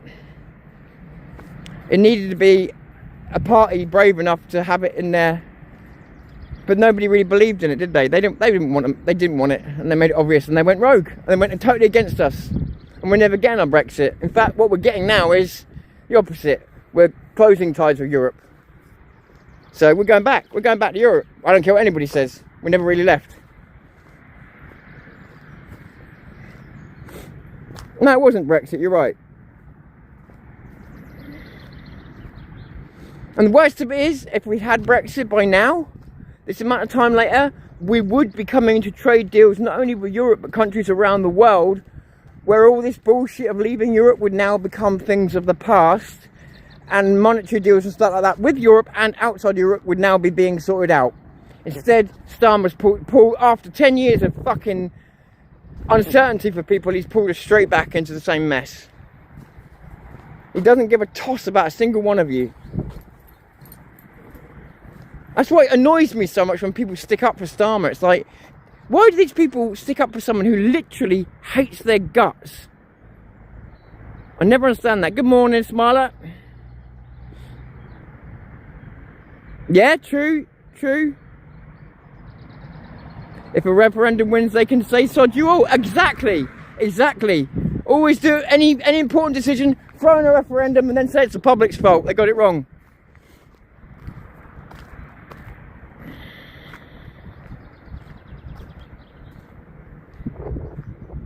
Yeah, what Farage, when he realises he's won the Brexit vote and he's like, what have I done? I know what you mean. And everybody said, oh, he was just shocked to win. He thought he'd lost. Yeah, all right. Yeah. No, I know exactly what you mean. They thought it was a money-making thing, didn't they? Oh, sorry. Yeah, he looked like he needed to be fucking handheld out the building when they won, didn't he? Instead of celebrating or anything. The Starmer ever vetted. Starmer went anywhere near a vet, they put him down, sorry. I think we can safely assume Starmer wasn't vetted. No one that crooked has been vetted. At least not properly. I mean, that's what I didn't realise about Starmer. I knew he was a flip-flopper, a wanker, a cunt, twat, bastard, needs to die, naturally, of course, from natural causes.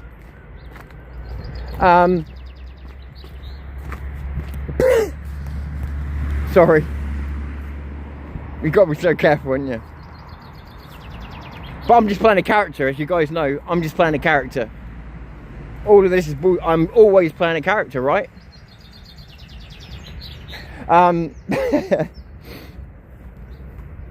Because we're all just YouTubers being extra us. Whatever that means. Extra us. All the original bluebells are gone, right? Where I live, used to go and pick bluebells for my mum. I don't know if it's the same around the rest of the country, but now they've been replaced by these Spanish bluebells. They're very pretty, kind of prettier than the originals, but I miss the original ones. They fucking, I don't know where they've come from, but they have literally taken over the entire area. You can't find any of the old bluebells anymore. Any of the ones that I grew up as a kid around. It's gutting. I miss them. Silly, innit? But I do. They've taken over everywhere. You never see any of the old ones here anymore.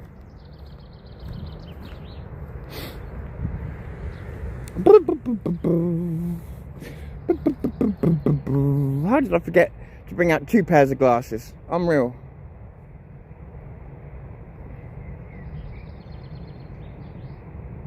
His dad made the right tool. Yeah.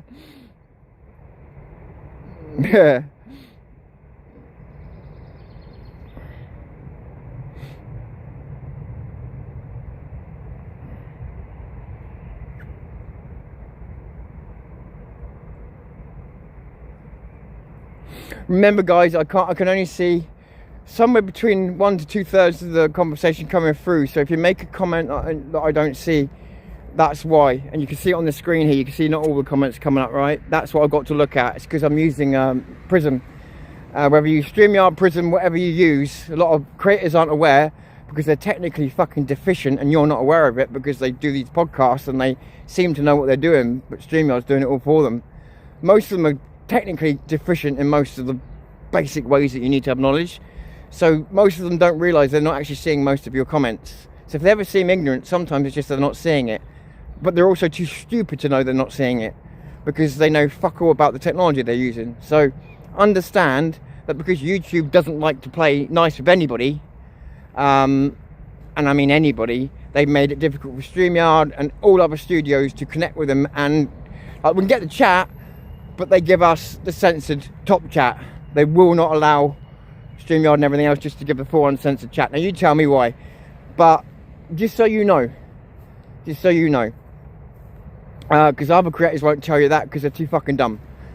They don't even know. So someone's got to tell you. I've been a bit blunt this morning, aren't I? Sorry.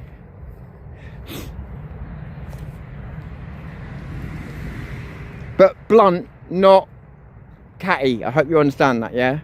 I'm not meaning to be mean to anybody.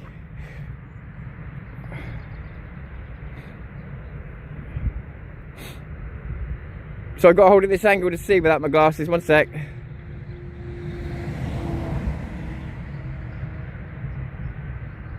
Yeah, no, you're damn right. And have a vent. That's what my channel's here for as well. Have a fucking vent. I do. You know what I mean? I come on here and I have a vent, and you guys do it to me, and you're quite welcome to do the same thing. Have a fucking vent. Say it as it is. You know, I've got no problem with it. We all need that, otherwise we'll. Do you know what I mean? So no, it's a good thing. It's a good thing. I encourage you to come here and have a vent up. Like I say, when I finally get the right studio sorted, get you on more often so you can have more of a say. You know, so you can really have a vent off with me in the morning. You know. Because I do want to start doing some podcasts more early anyway. I don't want to be, that's what I don't want to do. Like in the past I used to, I'm going to sit in at 1 o'clock to do a podcast on a beautiful sunny day like today. When you don't get many of them in this country, it's stupid, isn't it? So things like that, morning, evening, fine, but not in the middle of a beautiful sunny day, you know. So things like that I'm going to aim for a bit more. But yeah, definitely. And there's a place to walk us down to. It's beautiful. It's a lovely beach and that. Have a coffee, have a rant together, maybe even get somebody on now. I can do it mobile, you know. Be cool. Oh shit, I can't see.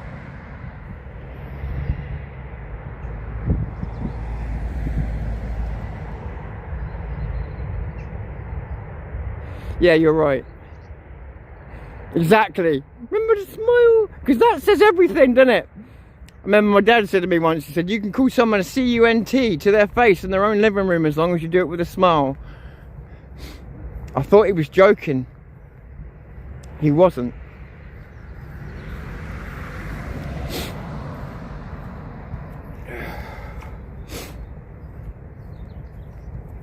I've seen it in action. It's crazy.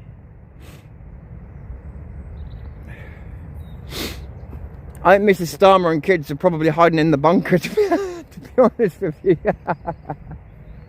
Or they're probably just hiding from Kia, because can you imagine being in a house with him? Jesus Christ. When everybody's kids near him. He's a monster. I'm sorry, he is. He should have been nothing more than a school headmaster, at most. He's punching so far above his weight, and yet at the same time he's nasty enough to have that kind of ideology to push it all the way home. Scary. Right, look at this, guys. Always look on the bright side of life. See, the wind's easing up, look. See, it's not got such an angle on it. Slowing up, gradually changing direction. Slowing up being the big thing. So now it's not going to come over there and go dumping down on us at 20 miles an hour. So maybe it really is going to slow down, because it's like I'm standing here now, there's barely anything, a little bit of movement in the tree, and I'm getting hot, admittedly, wearing a jumper on top of that, a coat on top of that, maybe overdressed a little bit, but I didn't know I was going to be out this long. How long have I been? 2 hours. No wonder I'm fucking hot. I came out at, Jesus, 2 hours. I was only going to come on and say a few words. Can you believe that? Well, I'm sorry, this was only meant to be a chill stream. I didn't really have a major topic, major. I haven't didn't plug the mic in. It wasn't meant to be a major long podcast. This isn't really meant to go towards my catalogue, if you like, of videos.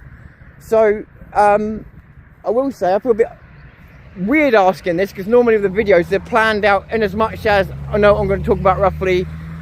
I know how I'm going to, the style maybe of the video. So today, none of that. Just took it out of my pocket and thought I wonder if anybody would be on. So a bit weird saying this, but if you feel there's any value to the videos that we do here, even if maybe not particularly this one, but if there's any value to the videos we do here, please do hit the like button, and dislike if you don't like it, because it all goes back, and I always used to think it's all bullshit, and I've said this a few times recently, this dislike stuff. But what I found is I'm actually getting recommended on Google's, on YouTube's search engine, to a lot of my viewers are now coming from recommendations, and like a massive percentage of them, and that is through the like and the interaction. So if you think anything we do is worth watching, please hit an upvote if you can be bothered. Would appreciate it. And like I say, it just helps us get seen, and when you've got a small channel, that's kind of cool. Go baby, go. Yeah, so stop, but I'm gonna go because I've got to look after my dog. Sue, come here. I've got to go. Thank you so much for joining me. I really appreciate your time and your effort, especially watching me this time in the morning. I've got to go because my dog's in danger. I'll catch you soon.